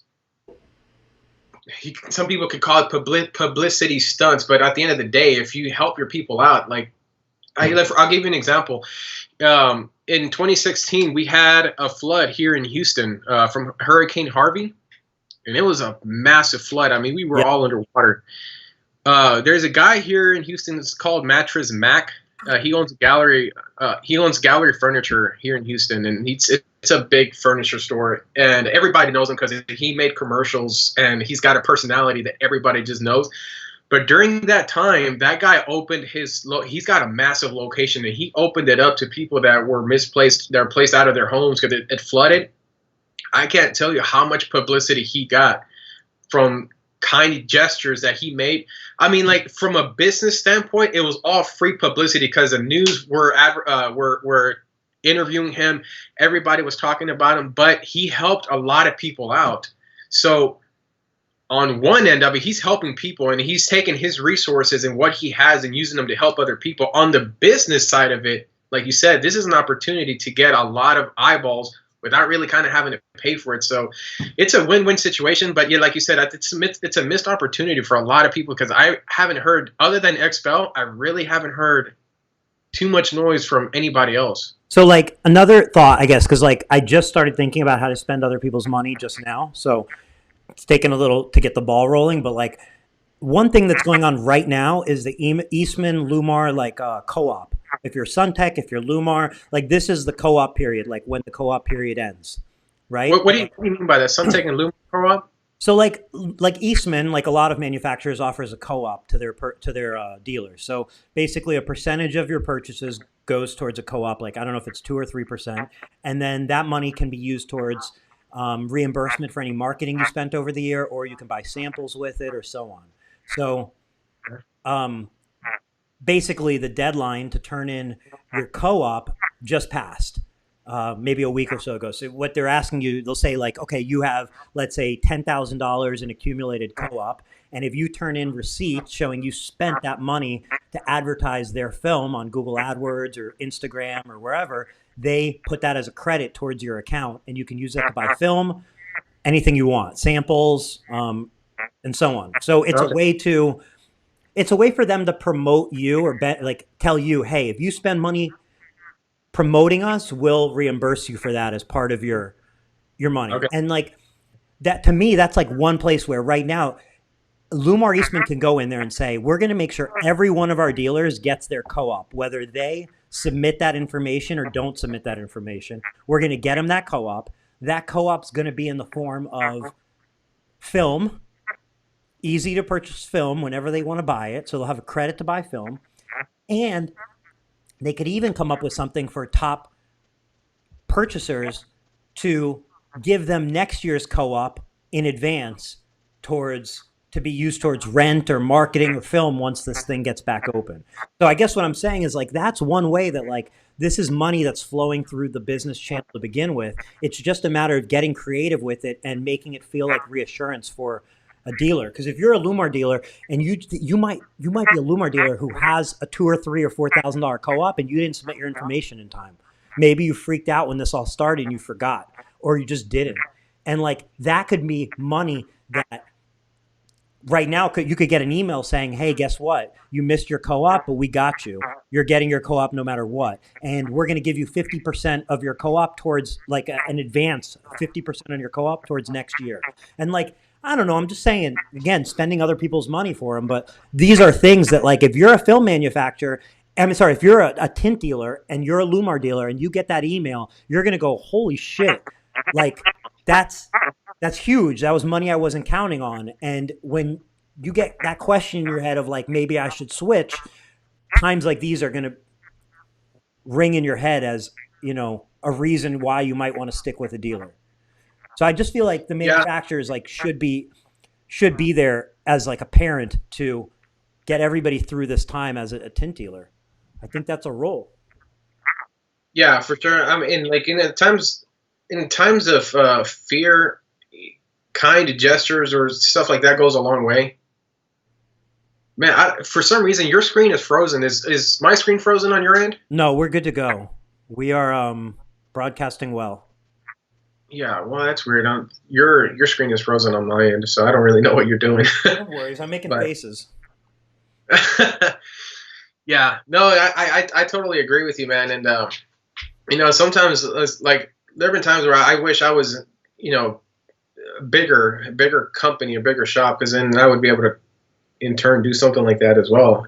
Like when something that comes up to mind right now, I'm like, shoot, if I had more people, You'd have a headache offering, too. You'd have a bigger headache. yeah, yeah, that's also true. The headache, That I is, feel like the headache comes for everybody. If you're just a one man band, you're going, I'm screwed. And if you're a shop with 10 people, you're going, I'm screwed. And like, I don't know. I feel like there's a headache at all sizes of company. yeah, it's a struggle for everybody. But I mean, so for example, oh, there we go. Now we're back. Okay, so if you had a bigger company, well, what is your principles? Because like you said, you're prepared for something like this, meaning you've obviously got savings, right? It's not so much that I have savings, it's that I have an efficient, like I do have some savings first and foremost, but it's not like, oh, I have savings so I can just outlast this. It's more along the lines of what I'm preaching, which is what are my options? I got to go to work every day. I got to do my thing. I got to work twice as hard because everything's in pandemonium and we have so much uncertainty. So I'm going to work twice as hard and we're going to come out of this just like everybody else is coming out of this. What's the worst that happens? I don't pay my rent at my apartment. Well, I'll be amongst millions. So not the end of the world, right? If I don't die, all I can do is try to do everything I can to support our users, to support the business, to do things that are going to have a long-term benefit or a short-term benefit. That's it. That's all I can do. So I'm not calm because I feel like, oh, I have this handled and I'm not worried. I'm calm because what else can you do? Yeah. It's the only option. So like if I'm not going to make my car payment, well, I guess I'm probably not going to be the only one. Right? Right. And in situations like that, you would just reach out to the lender and they know what's going on. It's the not landlord, like the landlord, there's no lender. I mean, I guess in your car payment, you reach out to your lender, but like if you have a mortgage, I guess you reach out to your lender. If you have rent, you reach out to the landlord. At the end of the day, if it's your credit card, you reach out to them. At the end of the day, there's things you can do, and then there's things you have no control over. And the further you get down that road of panic and pandemonium, like you're going to lose control over things you can do. So if I was panicked, maybe we wouldn't be doing this Tint Wisdom. But what good would that do? right. What would that do? You know what I mean? If anything, we should be doing more of them. Yeah. Hey, I was going to ask you too. So I've heard talks about maybe another real estate crash or something like that coming along from all this. Have you heard anything like that? So a real estate crash is obviously like, it's where I got my initial fear in life was the past real estate crash. If the real estate market's going to crash or not, like, I'll give you kind of what I think is a unique perspective. Let me throw it out there. So I assume there can always be a real estate crash because it's crazy how much real estate has appreciated in the last year over year for the last 5-8 years. That's just crazy. And I don't know how stuff like that is sustainable. Usually when things go up, they come down, right? The stock market, the Dow is at 30,000. Now it's at 20,000. Like they go up, they come down. It used to be at 10,000. It's going to move. It's going to go up and down. It's going to go back up. It'll go back down. As far as real estate goes and as far as like the whole economic climate, I do think we have to be realistic, and coming out of this, everybody's purse strings are going to be tighter and everybody's wallet's going to be a little tighter. Everybody. So you're going to be on the spending end of that tightness and you're going to be on the receiving end of that tightness because people are going to be spending less at your business and you're going to be spending less at other people's business. The one thing that I do want to point out, kind of where I come from as far as my perspective on where this is going, is, in past economic recessions, we disconnected. I'm going to connect, but wait till we connect back. Okay, you there? Yeah. So in past downtimes, what we didn't have was we didn't have such a strong connection on the internet. We didn't have all these work from home opportunities. We didn't have things like Uber. We didn't have meetings going up on Zoom and so on. So I don't think we're headed towards this terrible economic condition because I think there's a lot of versatility with ways to make money, ways company need to hire people, and ways people can be employed. There's a lot of like fluidity there.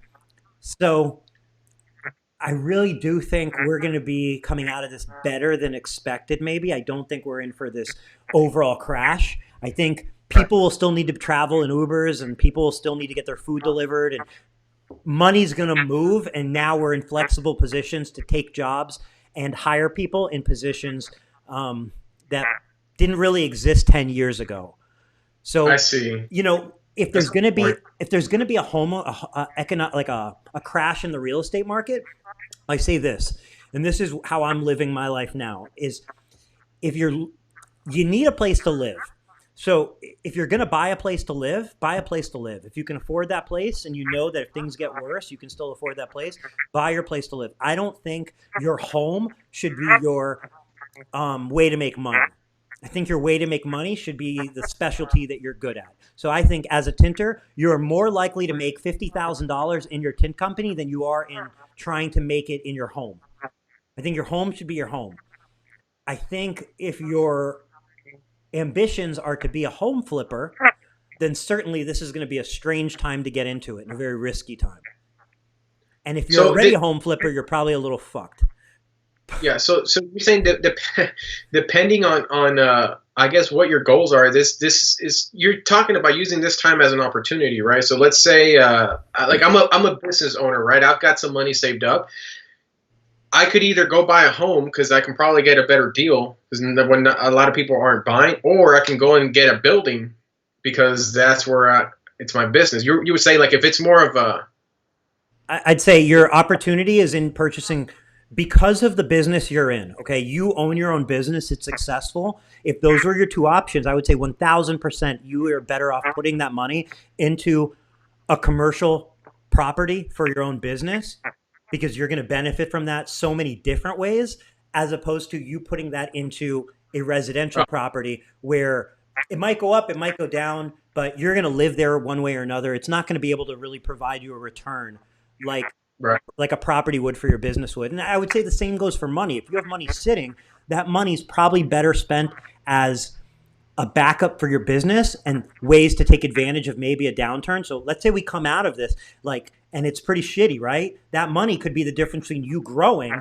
or you sitting stagnant. And I think you're better off making money the best ways you know how to make money and putting your money to back that up than taking your money and diversifying into fields that you don't know shit about. So realistically, if you're tinting 5 or 6 days a week, no matter how interested you are in real estate, you don't know shit about real estate. You don't.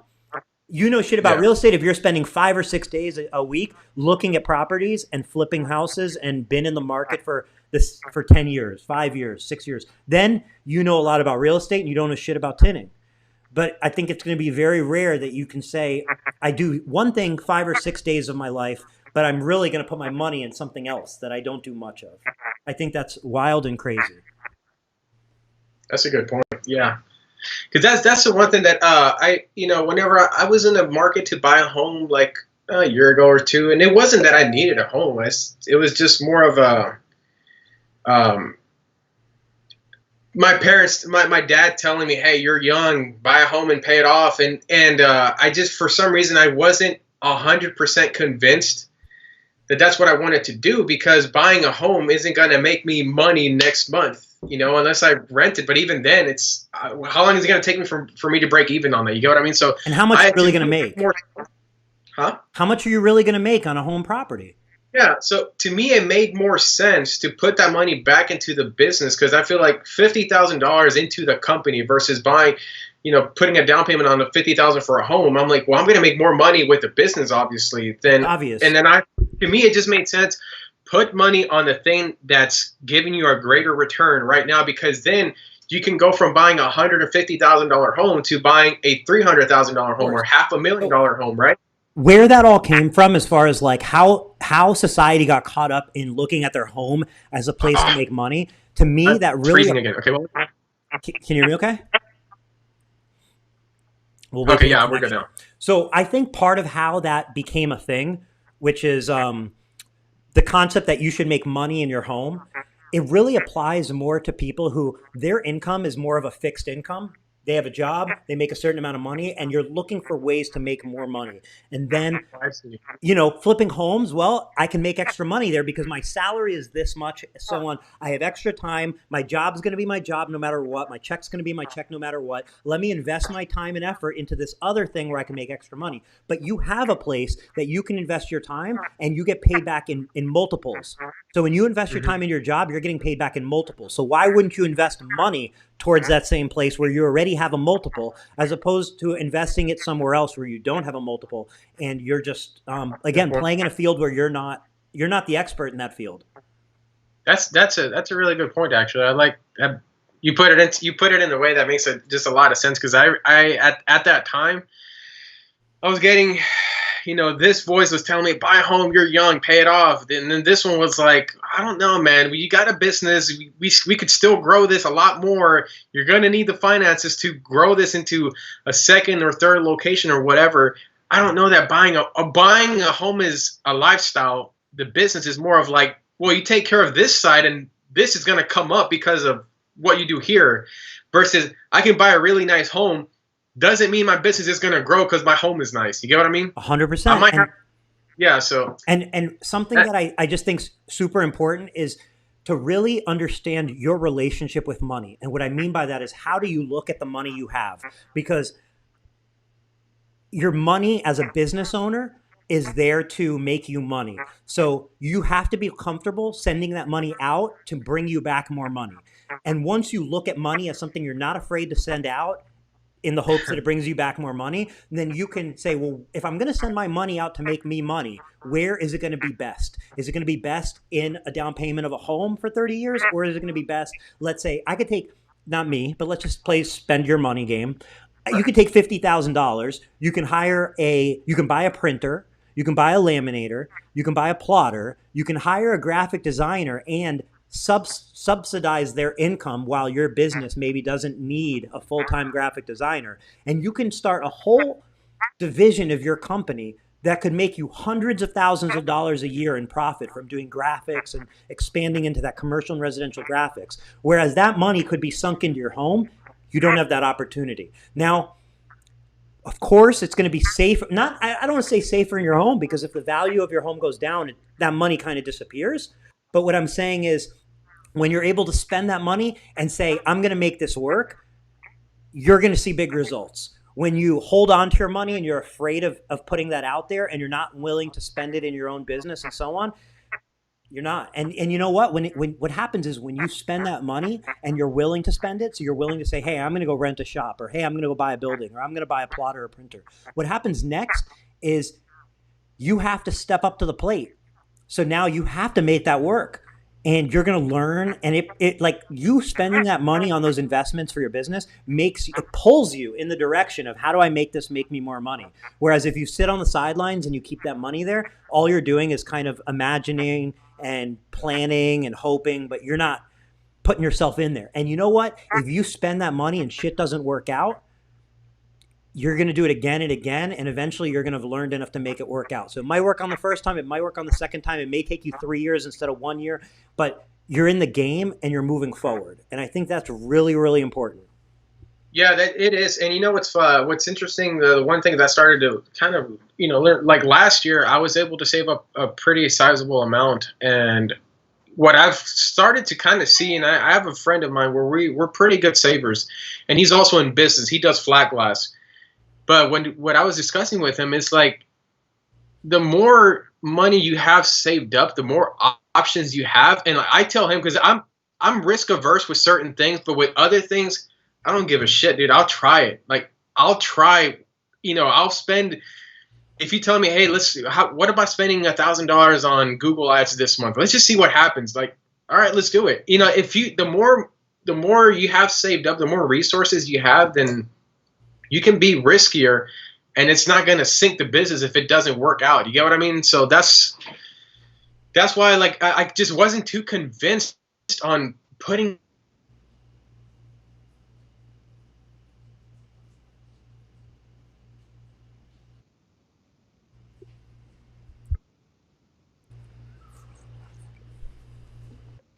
putting it on the house. My lifestyle might change a little bit because now I'm living in a home, but my income is still going to be the same if I put this 50,000 over there versus if I put this 50,000 into the business. And if I'm smart about where I spend it, if, like you said, if I hire a graphic designer in-house and, like, okay, how much am I going to pay them? Okay, this pays for 6 months of their income or whatever, plus whatever material I need. Well, on the upside of it, if graphic designer comes in, now I have an advantage over a competition or whatever. Like now we can do something new. Well, shoot, now I just 3x my income, and rather than putting 50K on a home that was only worth 150, now I can buy a home that's twice as nice. I can buy a better car because I put that 50,000 in an area where it was going to have greater returns. So, but I'm glad that you bring that up, because that was, for me, was something I was battling a lot with this person is saying this, that person is saying this. But when you said it, well, if you're a business owner, and like you said, if you have a fixed income working for somebody else, then you could see how, like, okay, putting it into a house and stuff like that. But if you have a business, I like the argument that you made. It's very logical and makes a lot of sense. Well, thank you. I believe it 100%. I think, you've got to be able to spend your money out there. And, with that then comes the responsibility of not wanting to lose it. So it makes you step up to the plate. Yeah, that's what. So in the position before this whole virus thing kind of hit, I was looking for another location. I came across a really, really nice location, man. But my rent was going to be like it's going to be 5x to where I'm at now. Where I'm at now, I got a pretty sweet deal. But I was going to quintuple my rent. I mean, I would be doubling the size of the shop. And it was going to be a risk, But it was a location that I looked at a year ago, and my finances were a lot tighter than they were this year. And then I looked at it and I was like, well, it's obviously a risk, but it's a risk I could afford while I make shit happen to try to make that sustainable. But obviously this whole virus thing happened, and I'm kind of like, well, I'll just lay low for now. I just keep saving, and I'll have bigger options in the future. But, we'll see where this goes, man. We'll just see where this goes. Right now, I think it's the time. Like, if I had a bigger company, right, I'd probably go into cutting the fat. It's sometimes you got to trim, and it's like, oh shit, I can't sustain all this. I got to figure out what I don't need. A Jocko Willink. Do you know Jocko Willink? Yeah. Yeah, he one of his leadership principles is prioritize and execute. So a lot of times, whenever things kind of go chaotic or haywire, or things just kind of seem to be overwhelming, one of this tactic is prioritize and execute. Figure out what's important and what you don't need, and focus on that and move forward. And so, for a lot of people, That's it, though. If you can prioritize it and then you start tackling it, like you have to make a list and say, hey, these are the 5 things I want to do that are simple, I have control over, I'm going to do it. And then do those things, and then come up with another 5 and do those things, and just be working at it. If you it's easy to get caught up in a big picture, and that makes you it paralyzes you. If you think too broad, it can paralyze you. Sometimes just knock out some simple things that you need to accomplish, and you'll figure out what to do next after you do those things. So my question to you, like, with this situation, how has it affected your efforts or approaches to your growth? Like, have you kind of put things on pause and kind of gone more on reservation mode, or what have you done personally? So, or how's your reaction to this? So nothing's on pause. So if anything, it's kind of that wake up, like it's that. You operate daily at 100%. I think I operate daily at what I consider 100%. It's the best I can do. Then something like this shakes you up and it kind of says to you like, hey, remember what you thought was 100%? Well, that was 50%. There's still another 50% to go. And that's what it's entailed. It hasn't slowed us down one bit. We're developing just as fast. We're handling a lot of customer support through the live chat, which is incredible. Like, it's what we've seen is as we've actually seen where we're getting a lot of feedback through support of tinters that maybe signed up for Tint Wiz months ago and then didn't get a chance to implement it, or they've been using it and they're trying to use it more and learn more about it. And that's basically what keeps a large portion of the day busy is that type of support. To the users, because and the development of the so many things that we want to implement, because obviously like there's no shortage of good ideas. The process is getting them implemented perfectly. Yeah, the execution of them, or the implementation and execution of them. Yep. Yeah, that's a good point. But like we just launched inventory kind of right at the beginning of this, the inventory management system, and it's drawn a lot more people to Tint Wiz too, because there's there's people who have used Tint Wiz in the past who are now coming back just for that inventory feature, and then there's the existing users that are adopting it. But like just that one thing has, when are you going to sit there and count your inventory? If you're busy as heck, like no better time than now, right? Hey, so how big, when you had the flat glass company before you sold it, how big was that company? We did just over like maybe 3.2 million in sales the last year. 3.2? Yeah, so the numbers the first year did about 300,000. The second Okay. year did about a million. The next year did about 2.3 or so, and the third year did just over 3 million. And So you had it for 3 years and then you sold it? four and a half. 4.5? Hmm. So Um, Go ahead. so when you started to grow it, obviously like you were using a lot of the principles that you preach now, right? You were systemizing things. Like how did you fund that growth? Because I'll be honest, How did we when fund it? huh? How did we fund it? No, no. Well, how did you? It was mainly like what are some of the things you attributed? Because I like, if I'm being candid right now, when YouTube started taking off for me, I felt like, well, we started getting a lot of attention, obviously, and I started getting a lot of leads coming through. I felt like at that time, I didn't really know how to be as efficient as possible with all this extra workload coming in. And like for example, first year you said you 300,000 or so, and then the next year was over a million, right? So that was, Yep. you grew 3x in a year. You obviously had to have some things in place to be able to put that kind of output Mm-hmm. and grow. And like whenever I started getting a lot more attention, I felt like I struggled with structuring things in place to You're, be able to have that kind of growth. but So you're not gonna look. You're not gonna structure them. Okay, you're not gonna structure them all from day one correctly. You're not gonna imagine the perfect picture. You're going to fix problems as they come. You're going to relieve bottlenecks as they come. And I think one of the keys is being really honest with yourself as to what's driving the business forward, what's going to lead to more sales or more efficiency, and what are details that aren't that important. Because often you can get caught up on doing things that you say, okay, yeah, you think they're important. But if we're saying, how do we make more sales this month? What are you going to do? You're on a game show. Figure it out. What are you going to do? Is that thing going to make the list? And when you're really honest with yourself as to like, hey, what are the problems and what really is driving the business forward, you don't get caught up in doing things that you think are going to be a good usage of your time but aren't going to have a bottom line effect. So at the end of the day, you're looking at leads coming in, how you're processing those leads, meaning how you're selling those leads, and that pipeline to sale. So leads coming in, pipeline to sale. And you have to be honest with yourself and say, well, if I fix all this stuff on the pipeline, is that going to bring in more leads? If I bring in more leads, are they going to get lost in the pipeline? And mm, it's a constant balance of those two things. You're not sitting here just going more leads, more leads, more leads, because they still got to make it through the pipeline. But when that pipeline's good enough, you do need more leads. And it's that constant game of plugging holes. I'll tell you a funny story. There was a point where we rented an office because everything was done virtually for the first year. So like our first office was a van that we bought. We parked it in a paid parking spot, like one of those commercial spots that you can pay like $200 a month to park it in a lot.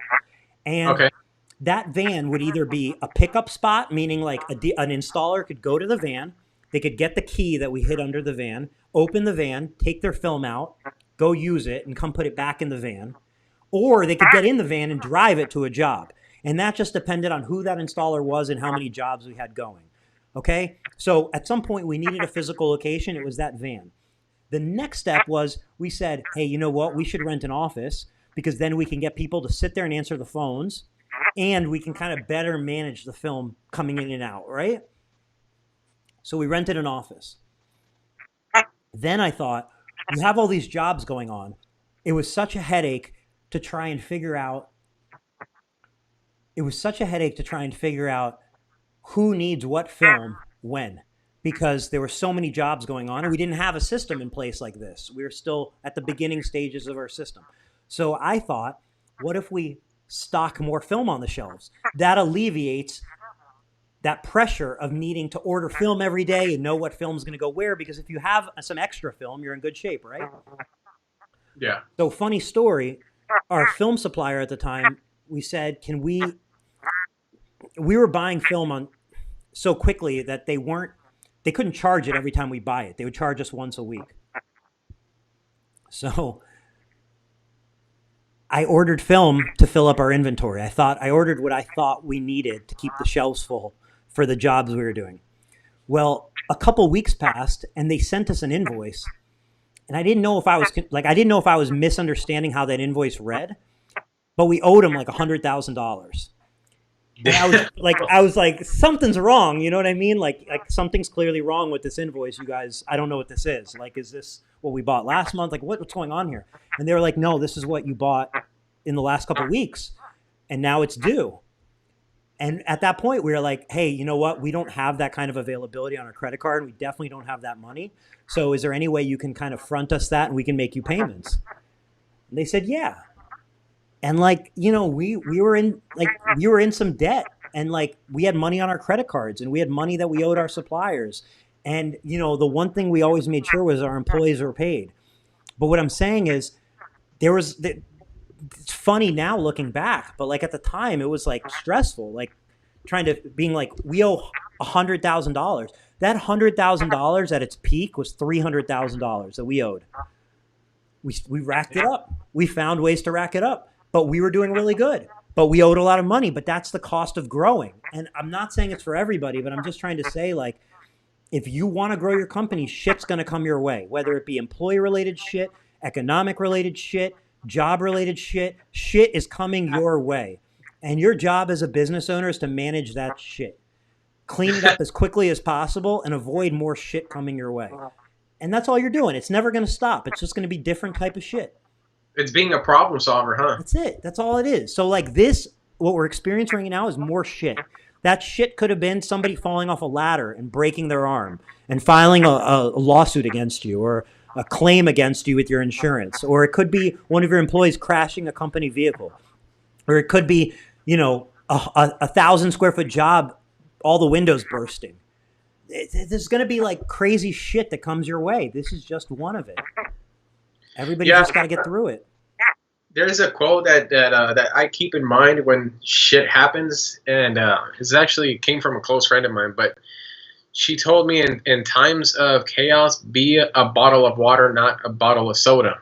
And I was like, what do you mean? She said, well, you're going to get shaken up and rattled up. And what happens when you shake a bottle of soda? You open it and it explodes. But water can get shaken no matter what, and it's always going to be calm, cool, collected. So I thought, oh, that's pretty interesting. That's a pretty interesting analogy. So, but no, yeah, you're right. The problem solving, like I've heard that before from somebody else, and you got to be your role is really a problem solver. When things get back to normal, and then there's some problem coming your way, it's going to seem like a smaller problem than if this never happened and then something comes your way, because we're now dealing with such a big uncertain problem that when other problems come our way that are less uncertain, they're going to be smaller in comparison. So again, these are just times to these are like building calluses on your skin. Like, they're making you stronger. It is what it is.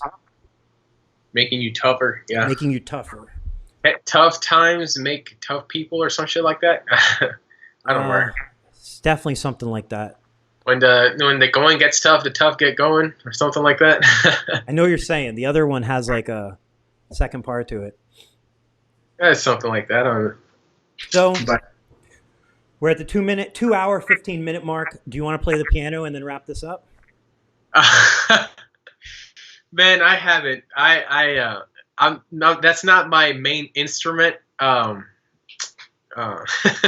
don't really know what I'd be able to play to impress anybody, but yeah. Well, next time then we'll hit the piano, man. I don't want to make the situation worse.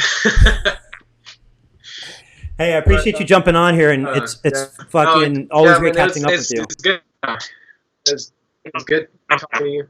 I don't know why we're having this stuff freezing up a lot. I think it might be because the world's consuming internet now, so the internet providers are toggling the internet bandwidth, not toggling, throttling it because so many people are using the internet. So most likely it's just kind of out of our hands. Let me run a little tactic that I don't know if it's a tactic or a strategy, but okay. When I had closed the shop down, and I knew a lot of people were not going to be working, I figured, okay, my mentality, my thinking was a lot of people are going to be on social media now. So at that time, I experimented with 2 ads on Instagram and Facebook, and it wasn't an ad of like, here's a special, call now to receive this or whatever. It was more of like, let me take some more of the posts or videos that did well because of the value or entertainment that it provided, and let me just boost them. And if anything, I thought worst case scenario, we'll get more exposure. They might not buy now, but at least they'll have us in mind when they do get in the market of buying. And that was kind of my theory or at least my approach. But what do you think? You think that's like a good theory, or how do you think that, like, if you had to guess where it would go, like is for people that are closed right now and you want to get more exposure, since there is more people that are online on their phones on social media, to run ads, even if it's just to increase exposure and following? What do you think about that? I think it's a great strategy if you have the money set aside and you're willing to go down that like learning process. I think the trap is that you shouldn't fall into is don't think that this is going to be a Hail Mary to save your business. So if you are spending the money as if it's going to be a Hail Mary, which I know you're not, but I'm just saying to people out there, this is not going to be a Hail Mary. But if you want to start that learning process and experiment, of course, I think it's a good value. Like you said, people are at home. People are looking at Facebook all day. People are looking for more content to consume. This is a good as time as any, and maybe better because, you know what? I bet you'll find that ad costs are going up and up right now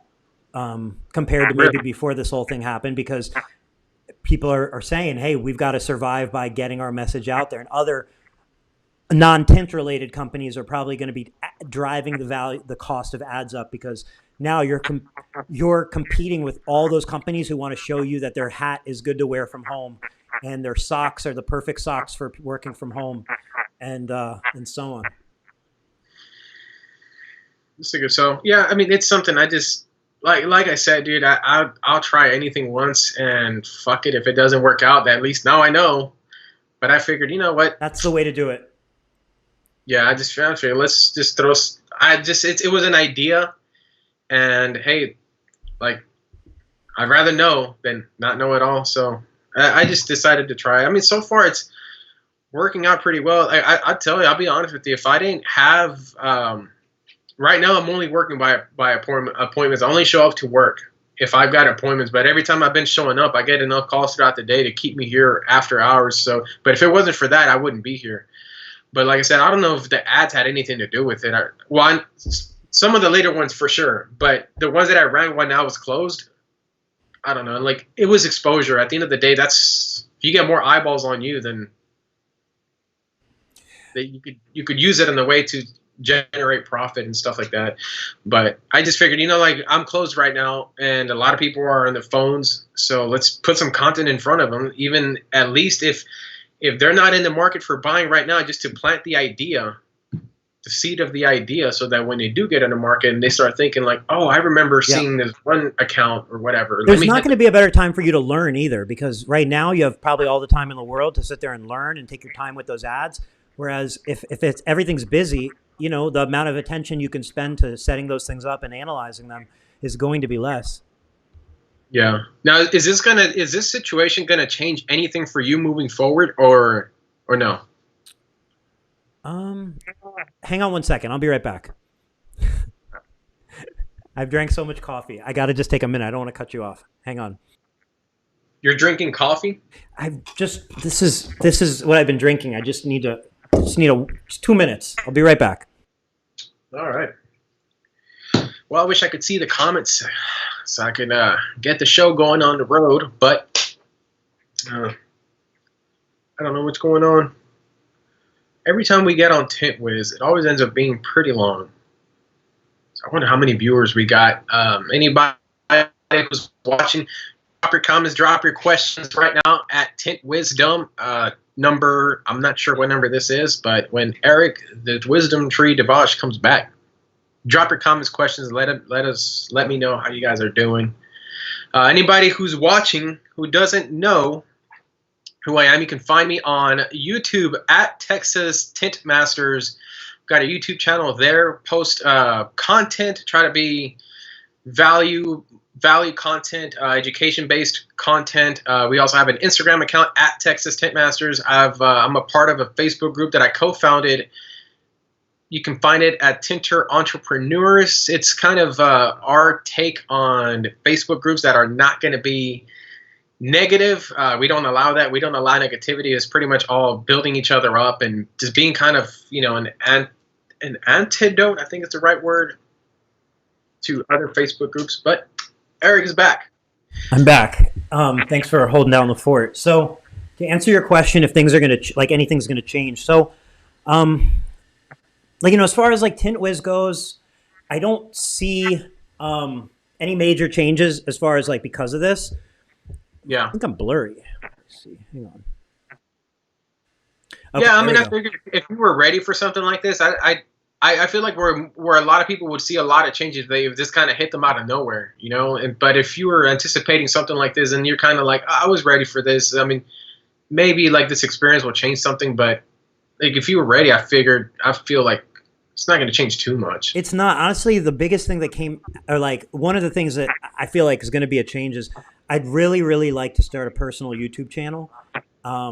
It's unrelated to window tint, or maybe it would have some relation to window tint, but I'd really like to get that going, and I'd really like to be able to basically go from 0 videos, which is where I'm at now, on the channel, to the 1,000 subscribers and the 4,000 hours watched. And I'd like to get there as quickly as possible using and using a replicable strategy, which is going to involve ads to get that exposure and get those people watching, consistency on the videos. And I'd like to hit that milestone of being able to monetize it, because I feel like, if you can get to that monetization milestone, then you have so much momentum at your back, and even getting a check for $100 in a month sets that dream of 1,000 and then of 10,000 and so on. So, but more than that, I just feel like as a personal challenge, I feel like it would be really cool to be able to say, hey, that thing, how many people say hey, I'd like to start a YouTube channel, or you would be good on a YouTube channel, and hey, how much money you can make from YouTube. It would be very cool to say, hey, this is how you can do it.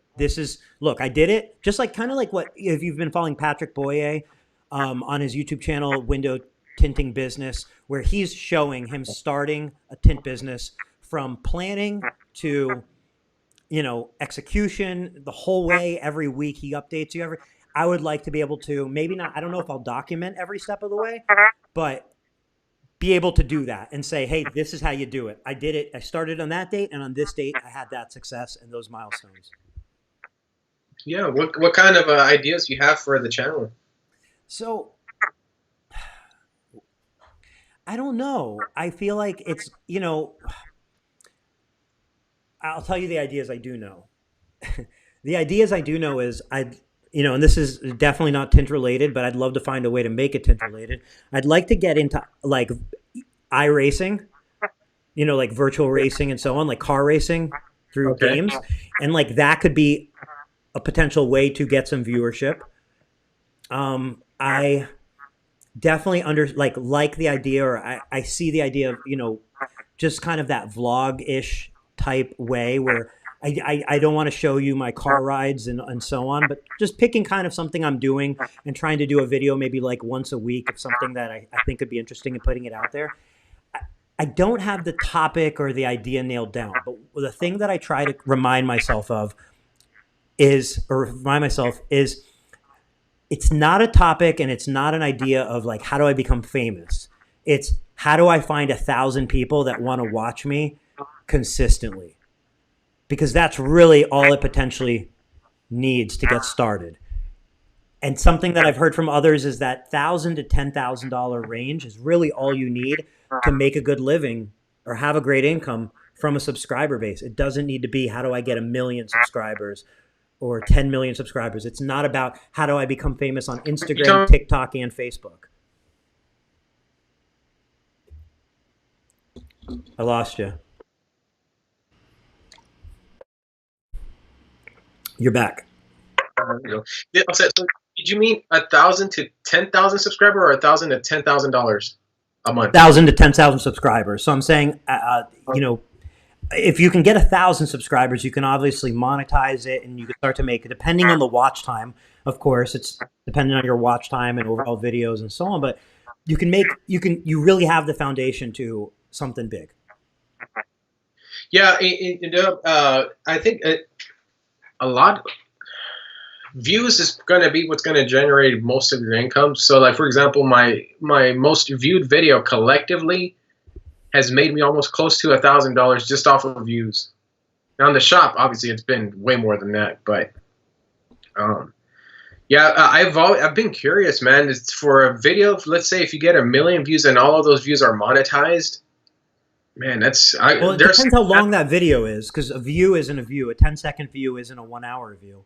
So it really depends on watch time, I think. Yeah, but especially if they're able to have several ads. If you're able to have several ads in one video, like, you know, it can be thousands and thousands of dollars, and as they accumulate, and you know, it's like beyond just the money from it, the voice that it gives you, the platform that it gives you, the opportunity that it opens up, the skill you're developing within yourself that's required to become successful at this, the ad knowledge that's required, the being in front of a video, that all that stuff to me is, you know, a valuable skill that you can take with you. So it's like not just about the subscribers and monetizing it, it's about kind of taking it to that next level. Yeah. Yeah, and I mean everything is based on creating value, value in the channel. And one thing, man, that I learned as a performer, kind of, you know, with the piano back there reminded me, but as a performer, I remember one of the biggest principles that I learned performing on stage is that you have to, as a performer or as a person running, you have to have fun. Like for me, without that, you don't have anything else. Because I've seen like a lot of performers go on stage, you know, to perform a certain whatever music, and I've seen the difference from a person who was very nervous versus one that wasn't a flawless performance, but they had fun.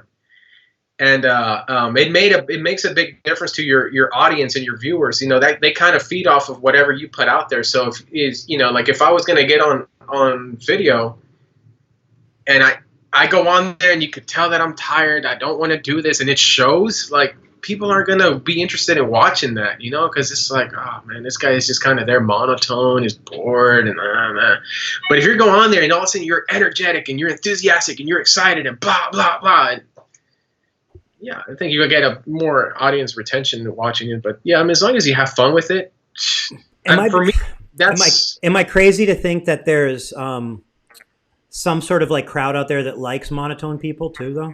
I know you're saying obviously being like excited, but like there's probably like even a crowd that likes monotone people, like other monotone people. Well, I mean, just think about it. I'm sure you can think of movies or TV shows where there is a certain character that was monotone. I mean, do you watch The Office? Yeah. Kevin Malone.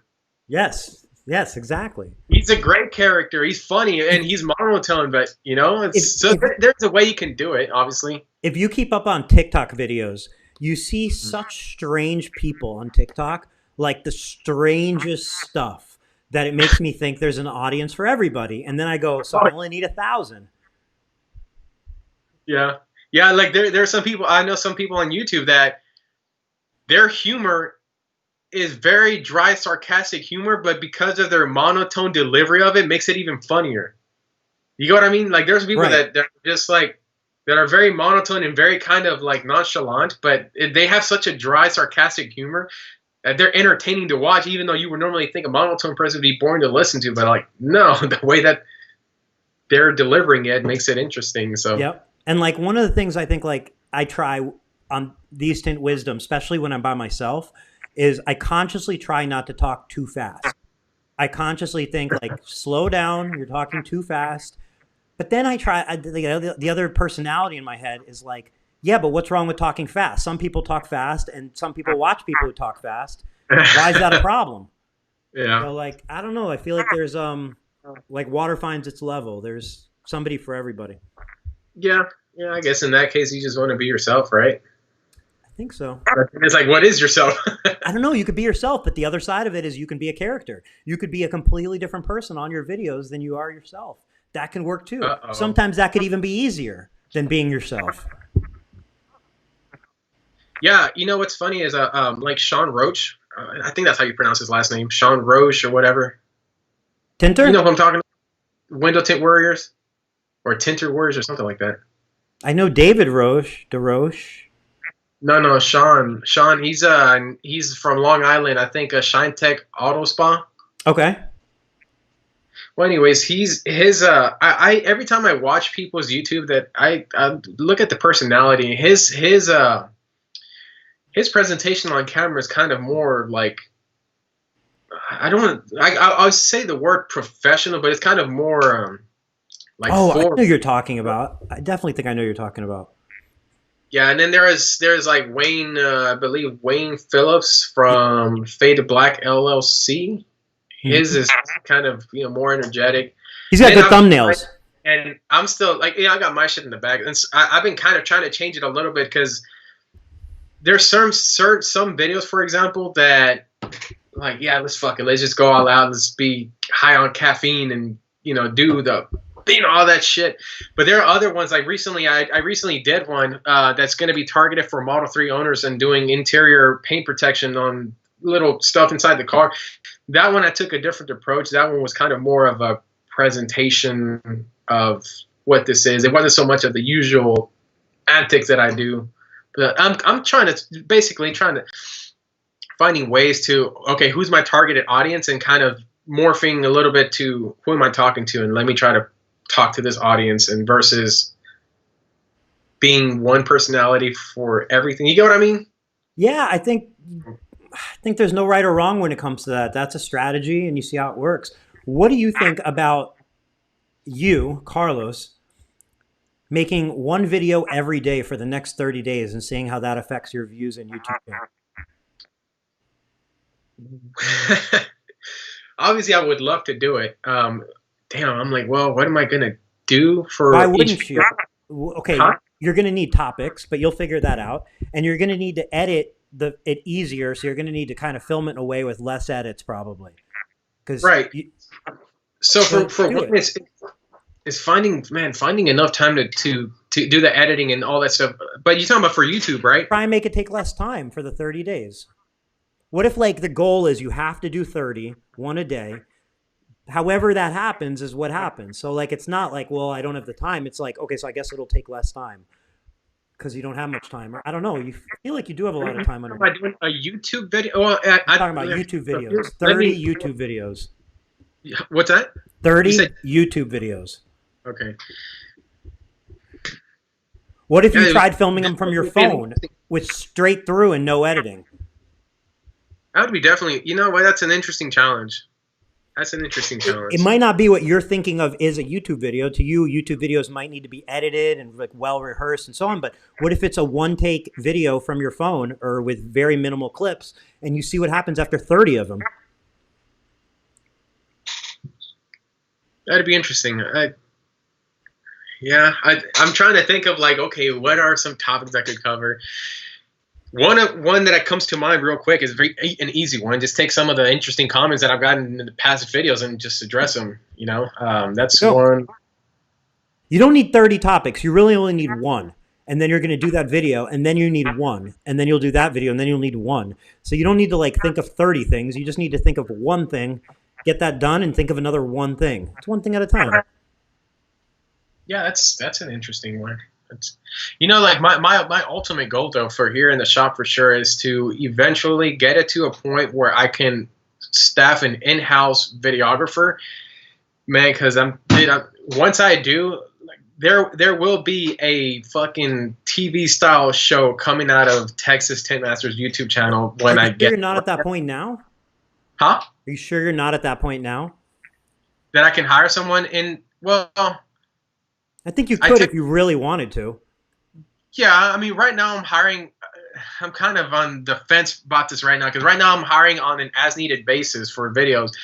But So what if instead of calling it full time, you call it 2 videos a week, 3 videos a week, and then it goes into 5 videos a week. But for now, it's 3 videos a week.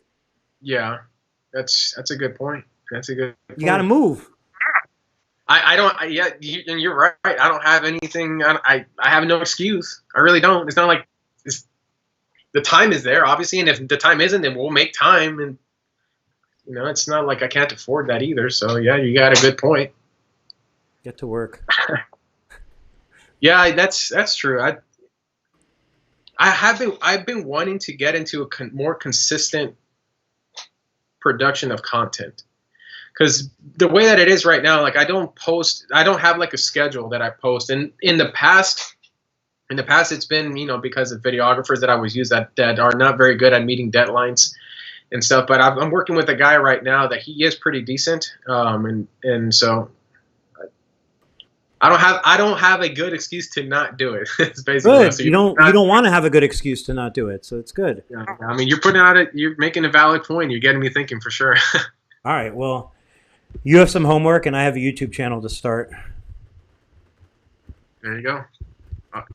Wait, so the Tint Wiz, do you have any projections, aspirations? Where do you want to see the Tint Wisdoms go, or are you just kind of doing them week by week, seeing where it goes? Tint Wisdoms, like these videos, yeah. I obviously want a bigger viewership, because the viewership just makes you feel good. Knowing people are watching it, it just makes you feel good. It kind of helps, like it's like wind in the sails. So like I really, really, really do appreciate when people comment and people ask questions and so on. I love having you on and talking to people. So like, I really wanted to catch up with you. I wanted to see how you're doing. I wanted to talk to you. And like, to me, this is like such a good hack to be like, hey, let's just do it on a live stream, get a Tint Wisdom, and I get to catch up with you. It's the same thing. So like, I guess we'll see where it goes. I don't have like, it's not something like when I talked about monetizing YouTube, like I wasn't like, oh, how do we get Tint Wiz's YouTube to 1,000 users and 4,000? Like, I guess in my my thoughts there, like, this goes out on Facebook and then it goes out on YouTube. Like I'm playing with the idea of like, okay, I do have plans to make YouTube exclusive content. So like we're about to do a giveaway. I mentioned in the last Tint Wiz. I just got a text message from the person that is helping with the giveaway. I think we're ready to do it. So like that's going to be a video that only lives on YouTube and is a giveaway that's only on YouTube. And I want to find more ways to make YouTube exclusive content just because I do want to kind of diversify our platforms and not just have all our viewership on Facebook. Like I like YouTube, I just do. But grand scheme of like Tint Wisdoms, go with the flow, see where it goes. My goals with Tint Wizdom, like the North Stars are, with guests is I want to talk to people that I want to talk to. And I want to talk about things that I find interesting that I also think other people find interesting and benefit from. So like, I don't want to talk to anybody that I'm not interested in talking to. I don't want to talk about anything that I don't want to talk about. And, the ones that I do alone, hey, it's an opportunity for me to try to like relay information about Tint Wiz or about the industry or about business that I want to get out there. So that's kind of the North Stars with the show, and wherever it goes, it goes. That's interesting. What do you think? There it goes. What do you mean for you? Yeah, for Tint Wizdom. Like, what was your thoughts when you asked the question? There's kind of usually you can form your own like imagination for it, or. I was just trying to see if you have like let's just make it into a metaphor. The Tint Wizdom is a ship, and if you know where you're steering it or where your intentions are with it, because like at least for me, a lot of times that I've done something, I kind of just I kind of have this here. Let's put this together and let's just stand back and see what happens. Mm-hmm. And sometimes there are other things that you do that's very intentional, where it's like, okay, I'm going to do this side of the arc because I want to get here, rather than experimental. You know what I mean? So I don't know if there's more of an experimental thing. This is more experimental. There's certain parts, like I just mentioned, that are like keys to what I want to do, and then there's certain aspects, like I know I don't want sponsors. Like I'm not trying to sponsor. Like I never imagined this having sponsors. What I do imagine is using this platform to help connect good companies with tinters. you know, and that's kind of like where the giveaways come into, you know, into sense. So like, I would love to use this as a platform to be able to connect companies, help them sell their products or help them get their products in front of tinters that need them and want them, and help expose tinters and tint companies to products that are good and going to help benefit them. But, you know, it is more of one of those, see where this goes. That's good. So That's good, man. we made the 2 hour, 40-minute mark. Time flies. Uh-oh. Freezing. We're freezing up. All right. So maybe a good time to wrap this up. What's that? I said maybe a good time to wrap this up just because of the internet issues we're kind of running into. Yeah, dude, we always have long conversations, man. I actually got a truck back there that was a drop-off overnight, and it's a full ceramic, double sunroof, full windshield, and I was able to knock out the four doors, back windows, and so I got the sunroofs and windshield to do. So I'm thinking I might just come in early tomorrow morning and knock that out, and because I didn't know how long this was going to take, but last time we talked for a long time, so I figured I'm like, you know what, worst case scenario, I'll just leave this for tomorrow. I call it a day today. So all right, we'll do that. I appreciate you investing the 3 hours into this conversation and doing this, as always. Yeah, no, appreciate you having me, obviously, and keep doing what you're doing. I'm looking forward to the YouTube channel if you want to come up to, man. You know, obviously, we've kind of tabled the talks about the Tinter Tour because of this whole situation, but we'll get back on that topic. And Tinter Tour episode 3 and 4, actually, episode 3 should come out any time now. You know, I was told that it was going to be out 2 weeks ago, and it's not out, but apparently there's a lot of work that's going into it, and I'm hearing a lot of good things from the editor. So that should be coming out pretty soon. And good deal. You know, he showed me a little clip where I believe you're mentioned in there, or Tint Wiz is mentioned in there, or something like that. So, well, looking forward to seeing it. And let's catch up again soon so we can talk about your 30 videos on YouTube and my personal YouTube channel. We'll make those two things happen. Man, 30 videos. Jesus. Okay. All right. All right. Let's give it a shot. See where it goes. The 30 for 30 challenge. 30 Everybody, for 30. challenge social media right now, right? This is a good, productive one. Yeah, this doesn't count for you. All right, dude. All right, man. Great catching up with you. Thank you again. Yes, sir. I'll see you on the next one. See you on the next one. Thanks for everybody for watching. I'll be back on Thursday with Rick Tallman from Window Film Revolution, TNT Window Tinting. We will see you then. Have a good night, everyone.